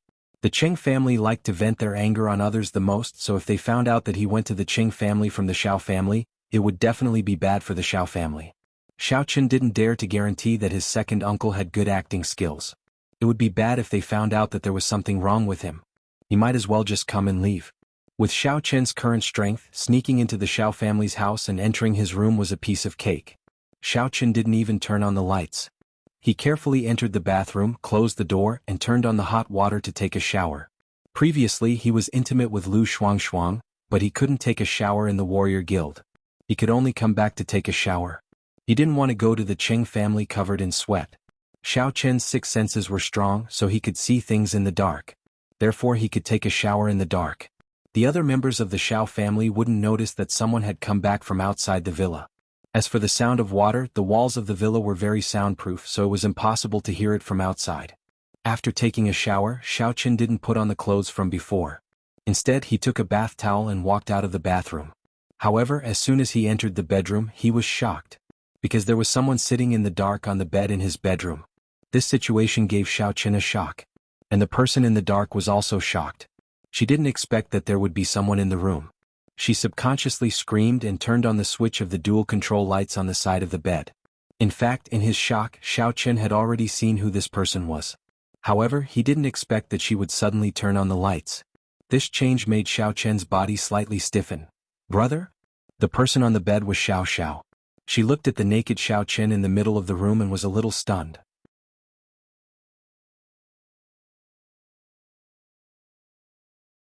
Chapter 603. Xiao Xiao, why are you here? Xiao Chen was also a bit puzzled. What is my sister doing? She is sitting on my bed in the dark. If I weren't brave enough, I would have thought it was a ghost. Brother, you? Although Xiao Xiao was frightened when she saw that the person in front of her was Xiao Chen, she didn't have much panic. Instead, she looked up and down. What are you looking at? Xiao Chen was embarrassed and quickly covered his body with a bath towel. Brother, you are too stingy. We are brother and sister. When we were young, we often took a bath together. Xiao Xiao said disapprovingly, can I still take advantage of you? That's not it. After all, we have grown up. Xiao Chen was a little embarrassed. Just like now, if I say that I want to watch you take a bath, you probably won't agree. Just watch. Do you want me to wash it for you now? Xiao Xiao still disagreed. I'm afraid of you. Xiao Chen thought that Xiao Xiao was joking and said, you turn around first. I will put on my clothes. Hey, you often put on clothes for me when I was young. Did you look at me for nothing? I look at you now and you are like this? Xiao Xiao pouted and stared at Xiao Chen with some dissatisfaction. Can it be the same? Xiao Chen was a little ashamed. Forget it. Who cares about looks? Xiao Xiao turned her head away. Xiao Chen quickly took out the clothes from the closet and put them on. When he left home, he didn't bring any clothes. Even the mist didn't have winter clothes, so he could only go home to change. Okay, said Xiao Chen. Only then did Xiao Xiao turn her head. Brother, are you all right? Why did you come back suddenly? If there is nothing, you don't have to sneak back. Xiao Chen sighed and said, I came back secretly to change clothes. But you, Xiao Xiao, why did you suddenly appear in my room? I missed you, so I came to sit with you. Xiao Xiao blushed. She didn't even react like this when she saw Xiao Chen naked, but now she felt a little embarrassed and put down the photo in her hand. Xiao Chen glanced at it. It was a photo of him and Xiao Xiao during the Chinese New Year last year. At that time, Xiao Xiao had a cold expression on her face, and the two of them had only taken a photo at the request of her family. However, Xiao Chen had always cared about his sister, so he placed the photo on the bedside table. However, when Xiao Chen looked at the bedside table, he realized that the photo of his goddess, Shenjingxian, had been closed and placed upside down on the bedside table. Thinking about Shenjingshuan's photo, Xiao Chen found it a little funny. Although he used to feel like a hedonistic young master, in reality he was no different from a loser. He always had his goddess's photo on his bed. Xiao Chen didn't ask much, nor did he find it strange. He knew that Xiao Zhao's indifference to him was actually to protect him. He just asked, how's your family recently? How's Grandpa's health? Did anyone come looking for trouble? Not really. My family is very good. Grandpa's health is getting better. When Xiao Xiao said this, her eyes were full of admiration. Brother, you are really amazing. You are so amazing. Why did you have to pretend in the past? It's not pretending. Xiao Chen knew that Xiao Xiao probably wouldn't believe him even if he explained. What about the family business? Did the Xie family betray us because of me?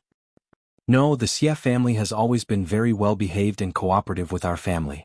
Xiao Xiao shook her head and said, Brother, Xie Huang of the Xie family is not bad. He is much better than that Xie Chen. That's good. This was also what Xiao Chen was most worried about. He was afraid that after he was wanted, others would alienate the Xiao family, but now it seemed that these people were not bad. Xiao Chen didn't make a mistake. Xiao Xiao, if there's nothing else, I will leave first. You are leaving now. Xiao Xiao was a little disappointed. I thought you could stay tonight. Don't you want to sleep if I stay? Xiao Chen smiled. I want to sleep with you, Xiao Xiao said instead. Together? Xiao Chen was stunned and said, you and me? Together? Yeah, brother, why do you always think about these complicated things? Didn't we often sleep together when we were young? You even hugged me to sleep. Xiao Xiao said, it must be after you slept with Xin Jingxian so your thoughts became complicated. Xiao Chen suddenly broke into a sweat. How did it involve Xin Jingxian again? Xiao Xiao seems to have always been displeased with Xin Jingxian. He didn't know if it was the inherent hostility of a sister-in-law to a sister-in-law. Next time. I am going to the Qing family today to do some business, said Xiao Chen. Go to the Qing family? Xiao Xiao was stunned. Brother, why are you going to the Qing family? To see Qing Minjing? That's not right. Doesn't she live alone in the villa? No, my father. The mission of your uncle's disappearance was handled by Qing Nanlu, the vice president of the warrior guild of the Qing family at that time. Although Qing Nanlu is dead, I think Qing Zhongfan and Qing Mingqiang should know about it. I will ask them. Xiao Chen was not afraid to tell these things to Xiao Xiao, because even Xiao Chen had to admire Xiao Xiao's acting skills. She could even be a movie queen. You are going? Just like that? Isn't that exposed? Xiao Xiao was shocked. Will the people from the Supernatural Investigation Bureau arrest you? How about I go to Qing Mingqiang to ask for you? No need. If you don't like him, don't contact him in the future. Xiao Chen said, I said last time that if you don't want to marry, don't marry. No one can force you in the future. If you find someone you really like, I will support you. Xiao Zhao's face turned red again. I'm not afraid of being exposed now. I'm already wanted. Can it be worse? Now the Qing family should be afraid of me. I have nothing to fear. They dare not do anything to me. Xiao Chen smiled. Okay, then be careful. Xiao Xiao said, I heard Qing Mingqiang vaguely mention that his father is not ordinary. You have to be careful. And I will be careful. Xiao Chen nodded. Qing Zhongfan is not ordinary? I didn't see anything unusual, but this was probed by Xiao Xiao. He must be careful. Then I will go? And? Xiao Xiao nodded. Xiao Chen hurriedly got up and was ready to go out, but he was hugged by Xiao Xiao from behind. Brother? En? Xiao Chen was stunned and turned his head. Xiao Xiao, what's wrong? Nothing. I just want to hug you. Xiao Xiao blinked and said. Oh. Xiao Chen smiled. Brother, aren't you a siscon? Why are you not happy at all? Xiao Xiao asked. Don't talk about me. I think you are the one who has a complicated mind. Xiao Chen glared at her. I'm just kidding. Xiao Xiao stuck out her tongue. Okay, I'm leaving. Xiao Chen rubbed Xiao Zhao's head helplessly, turned around and left, disappearing into the darkness outside the villa. Xiao Xiao looked at the back of Xiao Chen. She was a little dazed. She turned off the light and lay on Xiao Chen's bed. She planned to stay here tonight. He came all the way to the Qing family. Xiao Chen had been here many times, so he was familiar with the way. He directly found Qing Zhongfan's villa. To Xiao Chen's surprise, Qing Mingqiang was also there. The two people were talking about something. Xiao Chen didn't go in directly. Instead, he listened on the side to see what they were talking about. Dad, Xiao Chen disappeared recently. My relationship with Xiao Xiao is also ruined. What should we do next? Qing Mingqiang looked a little anxious and paced around. What are you panicking for? Qing Zhongfan frowned and said, You are pacing left and right in front of me. You are shaking me to death. It is impossible for you to take over the Xiao family now. We have shed all pretense of cordiality with the Xiao family. The Xiao family recently relied on the Xie family. It is no longer the broken Xiao family. This is not the main point. The main point is that Xiao Chen has disappeared now. We can't target him according to the intention of the people behind you. If we don't kill Xiao Chen, will they still support us? Qing Mingqiang was a little worried. Xiao Chen is the white fox. None of us expected this. This guy has been hiding his strength. There is nothing you can do if you can't deal with him. Those people didn't say anything, but I'm afraid they will not support us in the future. Qing Zhongfan sighed. This is also inevitable. Do you think they will still support us as before without benefits? That's true. Qing Mingqiang was a little disappointed. But it doesn't matter. You will be promoted eventually. Even if the Qing family can't be promoted to a real martial arts family, it will still be the boss of Songning. Qing Zhongfan said, When you are promoted, I will also leave. When I return to the sect, I will see if I can make contributions and find a way to take care of the Qing family. Dad, are you leaving? Qing Mingqiang was shocked. Xiao Qin disappeared, so my undercover mission over these years is over. It's time to go back. Qing Zhongfan sighed, but you don't have to worry. I will leave after you confirm the position of the young master. Dad, if you knew this would happen, you would have killed Xiao Qin yourself. Qing Mingqiang said with hatred. You shouldn't have been so afraid at that time.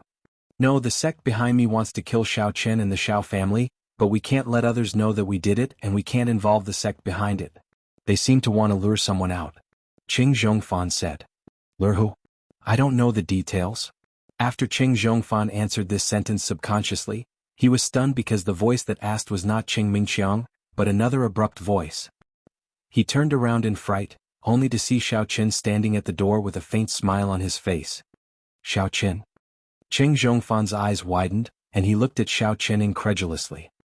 He was not afraid, but he said strangely, You still dare to show up? Haha, Xiao Qin, you actually took the initiative to come to me? Qing Mingqiang was also very happy when he saw it. He was still worried about Xiao Qin hiding and not showing up. In the blink of an eye, Xiao Qin appeared by himself.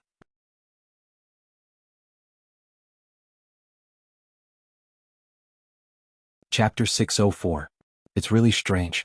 Why don't I dare to show up? Xiao Qin smiled and looked at Qing Zhongfan. Isn't it strange for you to say this? Don't tell me this is a tiger's den? Xiao Qin, you heard what we said just now, right? Do you think you can still leave? Qing Zhongfan looked at Xiao Qin coldly. He didn't expect Xiao Qin to be so bold. He actually dared to come here. He didn't know what death was. I heard it. It turns out that the mastermind behind the scenes is really your Qing family. Xiao Qin couldn't help but sigh. To be honest, because of Minjing, I didn't want to do anything to the Qing family, and I didn't want to believe that the Qing family was the one who harmed my Xiao family. But now you admitted it yourself, so I can only be merciless. You? Merciless? Qing Mingqiang listened to Xiao Qin's words as if he had heard a big joke. Ha, Xiao Qin, you don't know what to do now that you have a little strength? Yes, I admit that you have the strength of the peak of the 8th stage of inner force, but so what? Do you think we are really afraid of you? I only know that you are trash who just reached the 4th stage of inner force. Xiao Qin looked at Qing Mingqiang and said faintly. I'm trash? You were trash before. How dare you say that I'm trash? You are really shameless. Xiao Qin, do you really think that my Qing family is weak? Qing Mingqiang knew that Xiao Qin couldn't leave the Qing family, so he didn't hide anything. Besides, Xiao Qin just heard their biggest secret, so he didn't mind letting him know more before he died. Oh, isn't it? Xiao Qin asked with a smile. Qing Zhongfan was so angry that his teeth itched. Looking at Xiao Qin's annoying expression, he finally couldn't help but say, Then you're wrong. It's true that the other members of the Qing family are weak, but I, Qing Zhongfan, may look like I'm only at stage 7 inner force, but in reality. After saying this, Qing Zhongfan's devil chi suddenly appeared. At this moment, his level 3 devil master strength was revealed, causing Xiao Qin to be shocked. Level 3 fiend master? Xiao Qin didn't expect Qing Zhongfan to have the strength of a stage 3 devil. This was completely different from his previous stage 7 inner force. Ah, how is it? Are you scared now? Qing Mingqiang laughed happily when he saw Xiao Qin's surprised look. Xiao Qin, did you think you were hiding your strength? Do you think everyone else is a fool? To tell you the truth, I, Qing Mingqiang, have been targeting you and wanting to kill you. That Qiao Yuliang and Qin Jinpeng are my subordinates. If it wasn't for me being afraid of exposing our Qing family and implicating the sect behind my father, I would have sent you to heaven myself. Oh, you're lucky you didn't do it yourself. Otherwise, you'd be dead by now, Xiao Qin said indifferently. Qing Mingqiang smiled coldly. Xiao Qin, if you kneel and beg for mercy now, I can leave your corpse intact. Oh, but before that, can you tell me who is behind you and wants to deal with the Xiao family? Xiao Qin asked. You don't need to know. Qing Zhongfan smiled coldly and said, Today is the day you die. Is that so? Xiao Qin smiled. I know you're a stage 3 devil master, but I'm still standing here and not running. Don't you think it's strange? Qing Zhongfan was slightly stunned. I can defeat that martial master Yang Tan. Don't you think it's strange as well? Xiao Qin continued to ask. What do you mean? Qing Zhongfan frowned. You're a martial master? What I mean is, it might take me some effort to kill you, but killing Qing Mingqiang is as easy as flipping my hand. Your son can die now. Xiao Qin chuckled and looked at Qing Mingqiang maliciously. Mingqiang, leave quickly. Don't stay here. I'll deal with him. Qing Zhongfan finally thought of the battle between Xiao Qin and Yang Tan. Since Yang Tan was a stage 1 martial master and was defeated by Xiao Chen, then Xiao Chen's strength could not be underestimated. However, he was not afraid. He was a stage 3 devil master, much stronger than Yang Tan. Qing Mingxiang's expression changed. Qing Zhongfan could defeat Xiao Chen, but it did not mean that he was a match for Xiao Chen. He subconsciously retreated, wanting to leave this place. Too late. Xiao Chen threw a fireball at him without any warning. How could Qing Mingxiang, a stage 4 inner strength martial artist, dodge it? He was hit by the fireball with a whoosh sound. His whole body was on fire. Ouch! Qing Mingxiang screamed. He quickly fell to the ground and rolled around. Qing Zhongfan was shocked and angry. He glared at Xiao Chen. The next moment he made his move. A fire dragon shot out from his hand and pounced at Xiao Chen. It turned out that he was also a devil cultivator who used fire attribute martial arts. Isn't this too weak? Xiao Chen directly threw an ice ball and extinguished the fire dragon. You are also a stage 3 devil master? Your level is really low. They were both stage 3 martial masters. Xiao Chen felt that this guy gave off a completely different feeling from the stage 3 martial rider in Lego Town. Of course, this Qing Zhongfan was weak. It was also because Xiao Chen had leveled up. How is this possible? You are an ice and fire dual cultivator? Qing Zhongfan looked at Xiao Chen in shock. They were both devil cultivators. He had never heard of any devil cultivator who could dual cultivate ice and fire. Normal martial artists knew that ice and fire were incompatible. How was it possible for them to dual cultivate? What do you think? Xiao Chen did not answer. Instead, he asked, Now can you tell me who is behind you? It's just that I didn't expect you to dual cultivate ice and fire. Do you really think I can't do anything to you? Qing Zhongfan sneered and continued to attack Xiao Chen. Oh, I don't know if you can do anything to me. But your son can't do anything to my fire. He's about to be burned to death. How tragic. Xiao Chen sighed. He is my brother-in-law. It's too tragic for him to die like this.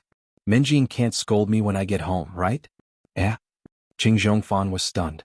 Only then did he see that his son was still rolling on the ground. He suddenly said angrily, You wait for me first. I'll deal with you later. Oh, do whatever you want. Xiao Chen crossed his legs and sat on the sofa in the villa's living room. He watched with interest as Qing Zhongfan extinguished the fire. Qing Zhongfan first found some clothes and bedsheets and began to help Qing Mingxiang extinguish the fire. But after putting it out for a long time, he couldn't do anything. This was still because Xiao Chen was lenient. Otherwise, a fireball would have turned him into a pile of ashes.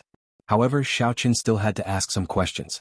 So in order to prevent Qing Zhongfan from doing something desperate, he didn't plan to kill Qing Mingxiang. Naturally, he wouldn't take advantage of this time to sneak attack Qing Zhongfan. Qing Zhongfan busied himself for a long time, but there was no effect. Qing Mingxiang rolled faster and faster on the ground. He screamed again and again, but the fire couldn't be controlled at all. After a while, Qing Zhongfan saw that it couldn't go on like this. He rushed to the bathroom and got a washing machine's inlet pipe from somewhere. He began to sprinkle water on Qing Mingxiang, but it still didn't have any effect. Qing Mingxiang was still screaming. His skin was burned black. It was a horrible sight. But, Xiao Chen. Qing Zhongfan had no choice but to ask Xiao Chen for help. He had never seen such a strange martial art. Could even burn people endlessly. If he couldn't put it out, wouldn't he be burned alive? What for? Xiao Chen curled his lips and asked unhurriedly. That. Can you help me put out the fire? What do you want to know? I'll tell you, okay? Qing Zhongfan only had this one son. He didn't have any illegitimate children.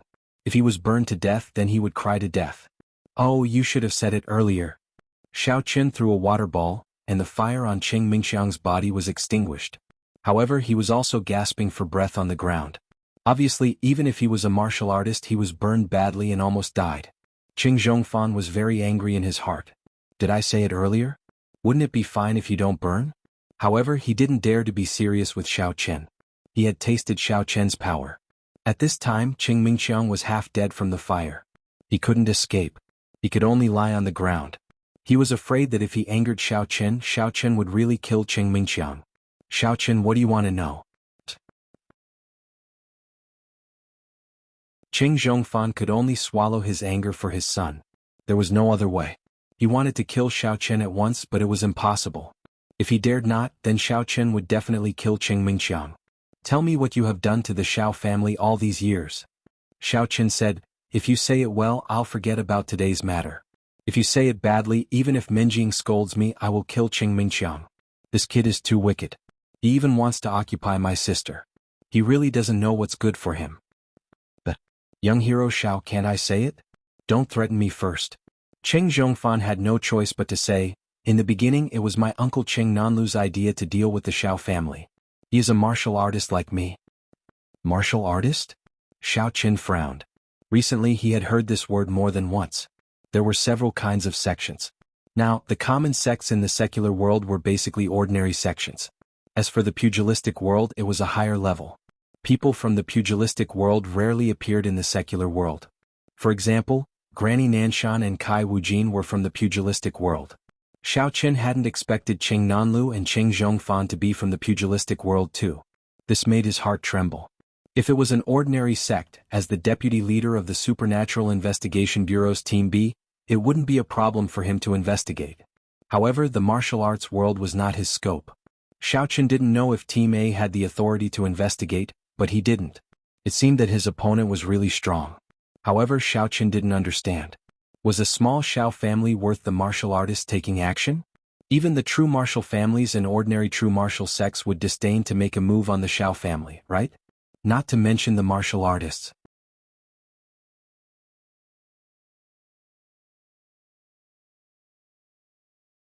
Chapter 605. Yes, we are all from the martial arts world and we have our own rules. We can't just attack the families and ordinary people in the secular world, so I haven't done anything to you.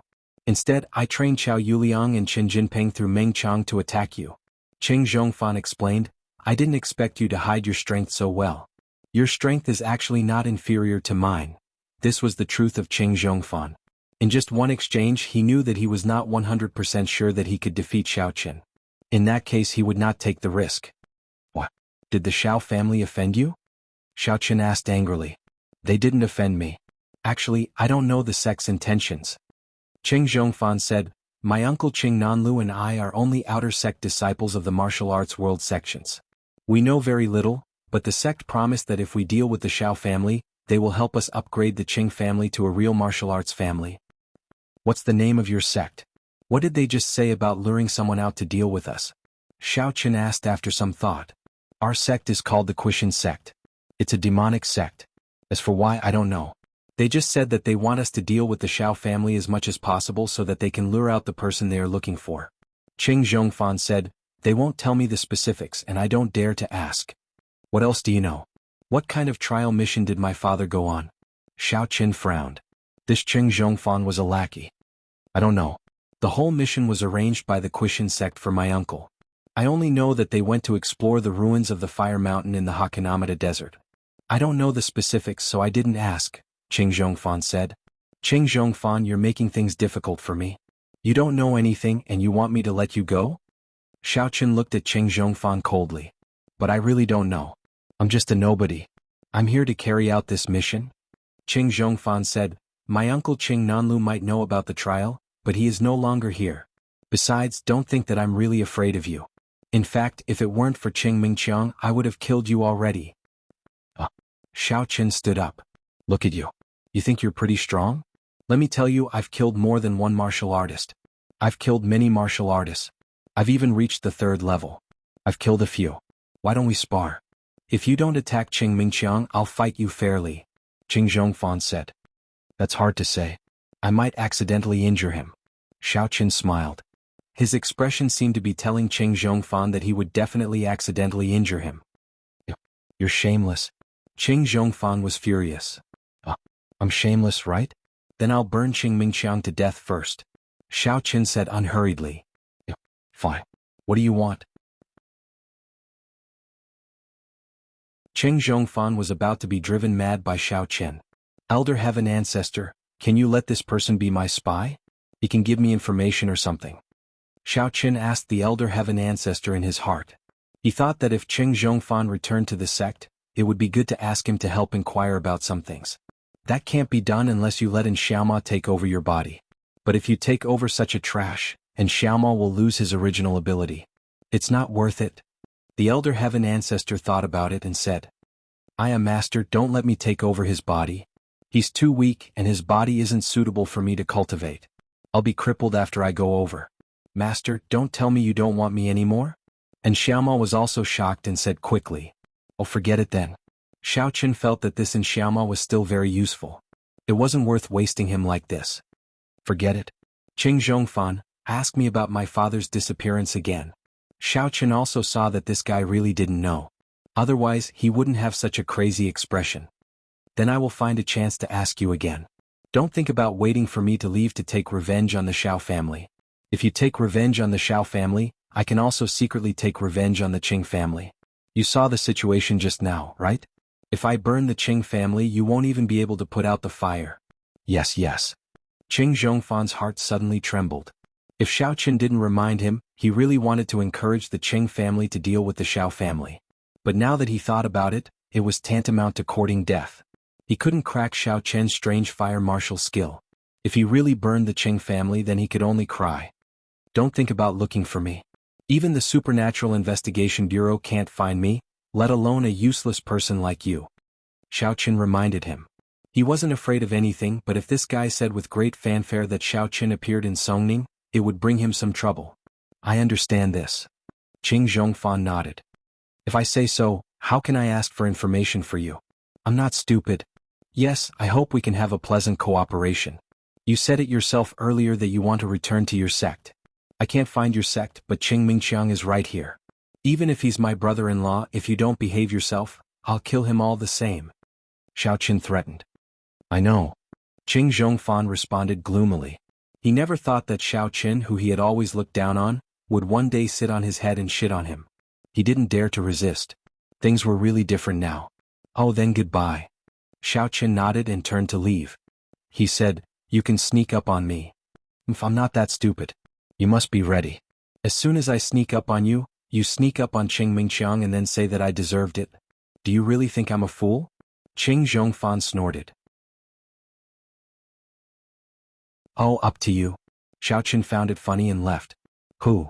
Looking at the back of Xiao Qin leaving, Qing Zhongfan rushed to Qing Mingqiang. Mingqiang, how are you? Are you okay? Dad, I'm fine.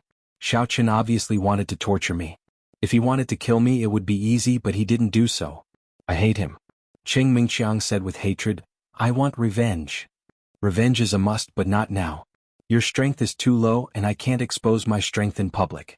If my identity is investigated, it will affect the sect. Qing Zhongfan shook his head. Mingqiang, don't worry. Dad will definitely take revenge for you, but you have to endure it first. I understand. Qing Mingqiang nodded heavily, his eyes flashing with hatred. Xiao Qin left the Qing family and walked on the streets of Songning in the cold winter. Looking at the bustling night view on the street, he felt a little emotional. He thought of Xiao Xiao again. When he was young, he always took Xiao Xiao to stroll on the streets around the New Year. At that time, Xiao Xiao was like a little follower who stuck to him. It had been many years since he had such a feeling. However, when he suddenly thought of Xiao Xiao's unusual behavior today, Xiao Qin was a little puzzled. After that, Xiao Xiao had been alienating me, but now she began to stick to me? Is it because I didn't have strength before, and after revealing my strength, Xiao Xiao began to treat me well again? It shouldn't be. Xiao Qin felt that Xiao Xiao wasn't that kind of snobbish girl. Otherwise, the Qing family was so strong, and Qing Mingqiang also hinted to her that he had an extraordinary father, but Xiao Xiao wasn't moved. After thinking about it, Xiao Qin suddenly thought of the photo of Xin Jingxian that was taken off the bed. Xiao Qin's heart moved slightly. Could it be that I grew up and went to chase other girls and I didn't play with her anymore, so she was angry? This was possible, but Xiao Qin felt a little funny. This was human nature. Xiao Xiao actually threw a little tantrum at him. However, it was understandable that she was younger than me.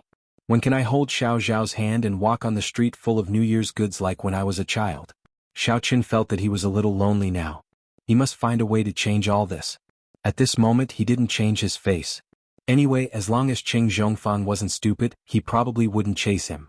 From the last sentence that he said, he was already a little timid. Qing Zhongfan was probably really afraid that Xiao Qin would come back and harm the Qing family, and he really couldn't think of a way to deal with his Samadhi true fire. Suddenly, Xiao Qin heard footsteps coming from behind him, which made his heart tremble slightly. But then a smile flashed at the corner of his mouth. A pair of somewhat cold little hands reached into the back of his coat and stuck to the skin of his chest. With a trace of coolness, it made Xiao Qin feel a little warm. Xiao Xiao, why are you here? Xiao Chen said with some surprise.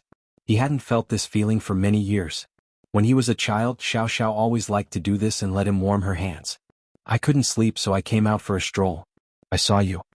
Xiao Xiao smiled and said, Brother, are we fated? Can we all be born in the Xiao family if we aren't fated? Xiao Chen couldn't help but laugh after listening. That's true. Xiao Xiao stuck out her tongue and pulled out her little hand. She held Xiao Chen's arm and said, Accompany me to buy some New Year's goods. I haven't come out for a long time. Do second uncle and grandpa know that you ran out by yourself?